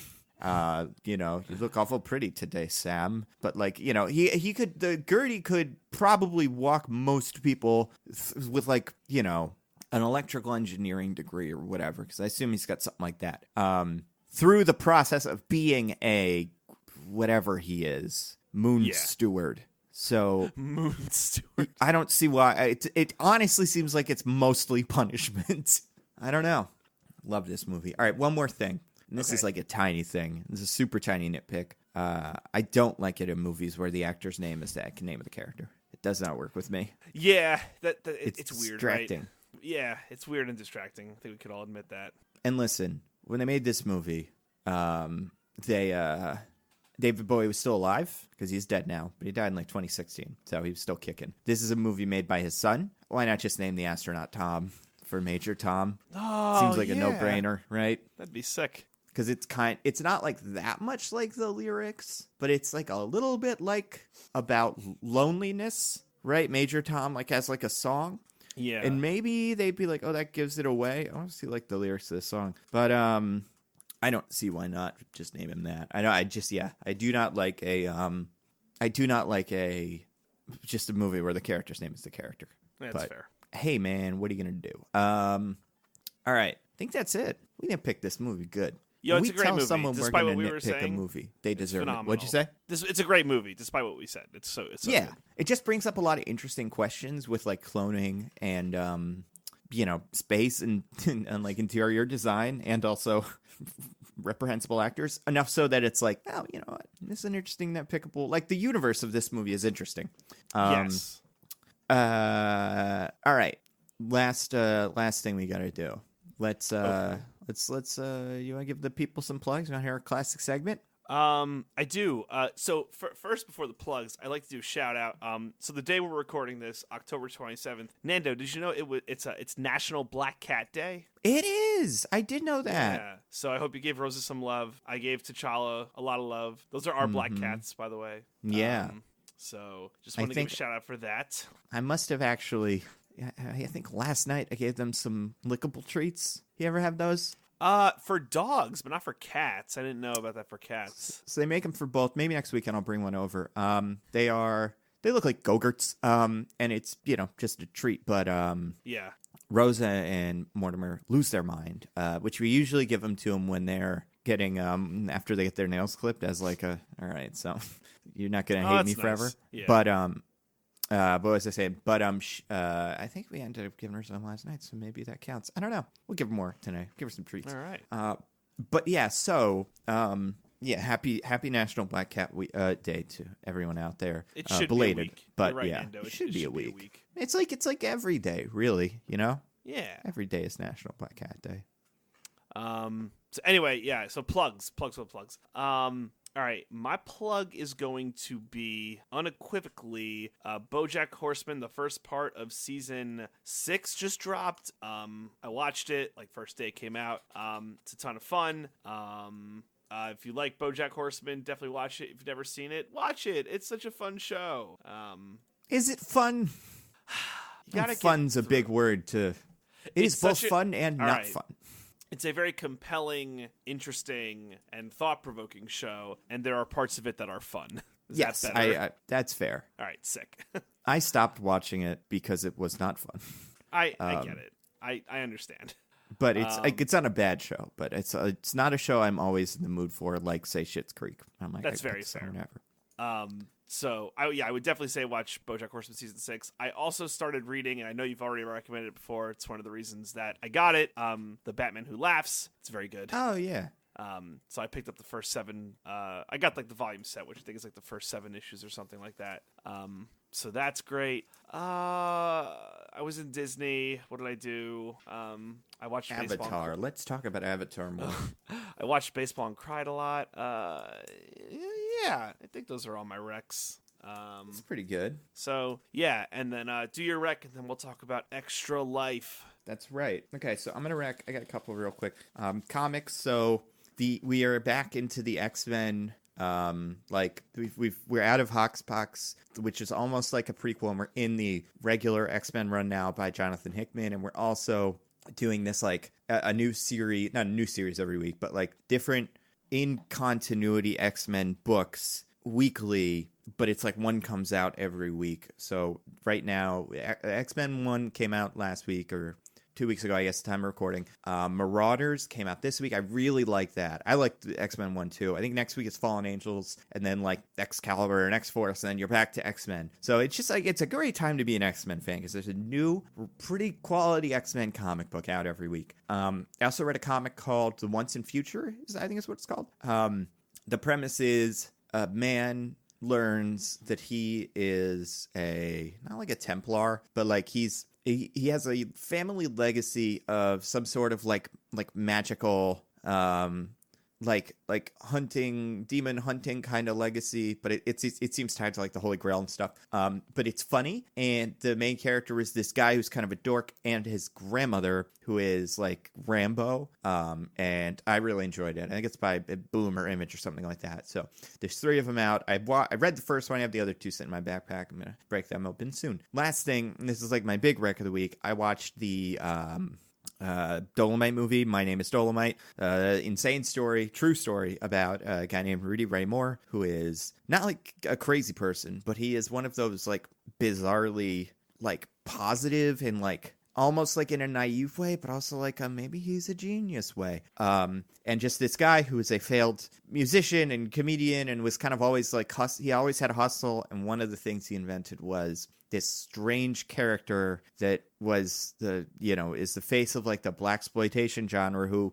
if most people will recognize this character from being the inspiration for Black Dynamite. But Eddie Murphy plays Rudy Ray Moore. Super fun.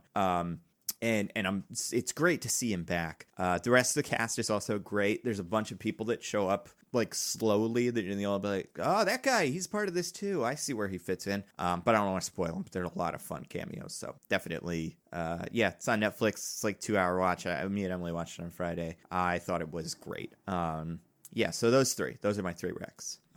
Nice. Let's talk plugs, DJ. Real quick, I'll plug. I have 2 videos coming out this week. One's about Joker. One's another Defenders one. So everybody keep an eye out for those. But DJ, what's the big plug? The big plug is we are doing Extra Life, which is a 24-hour gaming marathon, but we're doing board games, not video games. Typically video games, but some do board games. There's going to be a bunch of us, anywhere from like 3 to like 12 upwards, possibly. People at a time playing different tabletop games. We're going to do, my goodness, we're going to do so many. We're going to do Blood on the Clock Tower, Monikers, Secret Hitler probably, Ticket to Ride. I'm naming so many different games. And it's going to be a ton of fun. We're raising money for Children's Specialized Hospital. Yep. of Mountainside, New Jersey. So we'll be doing. The whole thing will be on my Twitch account, twitch.tv/ZBByDay. But for some of the bigger games, we're going to be like double streaming it. Yeah, I'll put it on my Twitch account too, which you already may follow because every so often I'll do a stream, usually after a movie comes out just to talk about it. So yeah, you'll be able to find. I mean, we'll tweet about it and stuff, but at least definitely when I'm there, you'll be able to find this stream there. Yeah, because and so we'll have like for the larger games, like the social deduction games, maybe we'll be doing 2 different games at a time depending on the group of people. But while Nando's here, we'll definitely have 2 streams going. Maybe one stream is just Nando talking about movies, or we'll field your questions, or we'll do anything for donations. By the way, we're having an incentive if you structure. have suggestions, send the suggestions over. I'm gonna eat if I hit my personal goal of 400. I'm gonna eat a chocolate onion. Ew, what's that? It's just a onion covered in chocolate. Oh God! It's a real thing. If I hit my goal of 401 because I care, maybe $1 more. DJ will eat 8 chocolate onions. No, okay, sounds good. I'll figure out something that's fun that isn't me eating something. That I'll do for that. But this goes back to 2 years ago. Michelle did the 1-chip challenge. When we hit our goal, she ate the chip made from the Carolina Reaper pepper. How'd that go? I didn't watch that live. And I still have the video, and it's hilarious, but it knocked her out of commission for like 2 hours. Oh, like shit. She was just on the couch, couldn't do anything. So, but we appreciate what she did. And yeah, she's not a spicy food person. Like she did it for the children because she cares. So, well, yeah, we'll figure out. Give us suggestions of stuff. Just stuff that would be fun because we'll probably do those things. If someone donates like $100, we'll do a movie. Like we'll go crazy with it. That's true. We could put like a mostly nitpicking episode up for grabs at some point. Yeah. So Moon again. We'll really dig into the design of the spaceship or whatever it is. Moon base. But it's going to be super fun. I'm really looking forward to it. It's like one of the favorite things I do every year. Yeah, it's going to be a blast. Yeah, so I look forward to seeing you there, Nando. And we look forward to you listeners. Twitch.tv/ZippyByDay. Anytime November 2nd from 10 a.m. to Sunday 10 a.m. Someone will be up the whole time. Last year, Michelle ran the whole time through. If we only have one person, then that person will probably just play an Untitled Goose Game. Yeah. And we'll be doing That's like fun. the Jackbox games. So and those like people can participate in, right? Yeah. Yep, exactly. So there's a lot. We'll have a lot to do.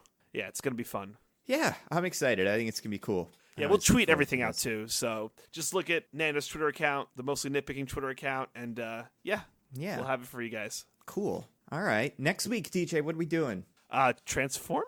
No, the other one. Oh my God, Terminator. God. Or actually, is Terminator next week? Terminator movie coming. Do we have a free week? It can't be.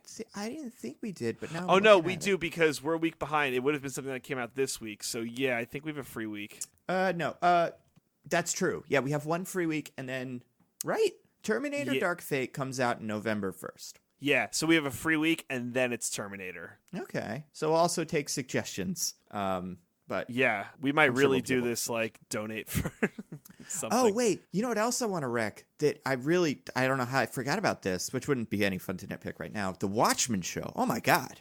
Oh, me too. First episode, watched it. I didn't watch episode 2 yet, but loved the first episode. I couldn't believe I was talking to the guy at the comic book store, JD, who I like go see like to pick up books on Wednesdays, and I was just like, man, that was exactly what you're supposed to do for like a follow-up book to Watchmen, kind of like it's the perfect zone of like it's in the same universe and it's kind of playing on some of the same themes, but it's not just all nostalgia, and it's not just like what's this guy doing next? Oh, well, I guess he's doing what he did at the end of the last one, but more. It's so, and I think for someone, because I was talking to my mom about this, I was like trying to explain to her, like, so there's a bunch of things that happened. I think you should read the book, but like there's a bit in the show where an air horn plays. I don't want to spoil it, but like there's like an air siren, then everybody has to stop their cars, and then some weird thing happens, and you're kind of like, man, this is such an interesting way to like allude to the history of the book. I don't know what's happening. Like, I don't know how to explain that, but I got my guesses. Well, and they allude to it in the episode when during the interrogation scene. Not to give away too much. Do you know what I'm talking about? Yeah, that's true. And they allude to it, and it's like they kind of tell you what it is. Possibly, again, it's only been one episode, but maybe we'll bring back Who Watches the Watchmen. Oh, yeah, that's a good idea. Maybe. But yeah, so until we'll next week. I was gonna say real quick, we could do Zombieland. Someone tweeted at us. But who wants to though? It seems so boring. So put up a poll. I mean, we could do a Terminator. And we're saying we could do Genesis. That's want to do Genesis? Yeah, let's do Genesis. All right, I haven't Genesis. seen it. I've heard only terrible things. All right, so I'm sure it'll be fun. Terminator Genesis, and then we'll do Terminator Dark Fate the following week. And then we'll do Terminator Dark Phoenix the next week. And then, yes. Terminator Origins Wolverine. All right. Cool. All right. Moon. We did it. Woo! Finally. Thank you to everybody who has been suggesting this. Thank you to everybody who we tweeted out a picture of the moon, and he clearly they listened to the podcast, and everyone was like, "Oh, finally, a Twilight movie." That's pretty good, and obviously thank you to Nick for coming on, and also for just supporting the show and letting us not watch a terrible movie. Yeah. Thanks everyone for hanging. But until next week, I am at Nando V Movies on Twitter. I'm at Zippy by Day. Goodbye, everybody. Goodbye. Woo!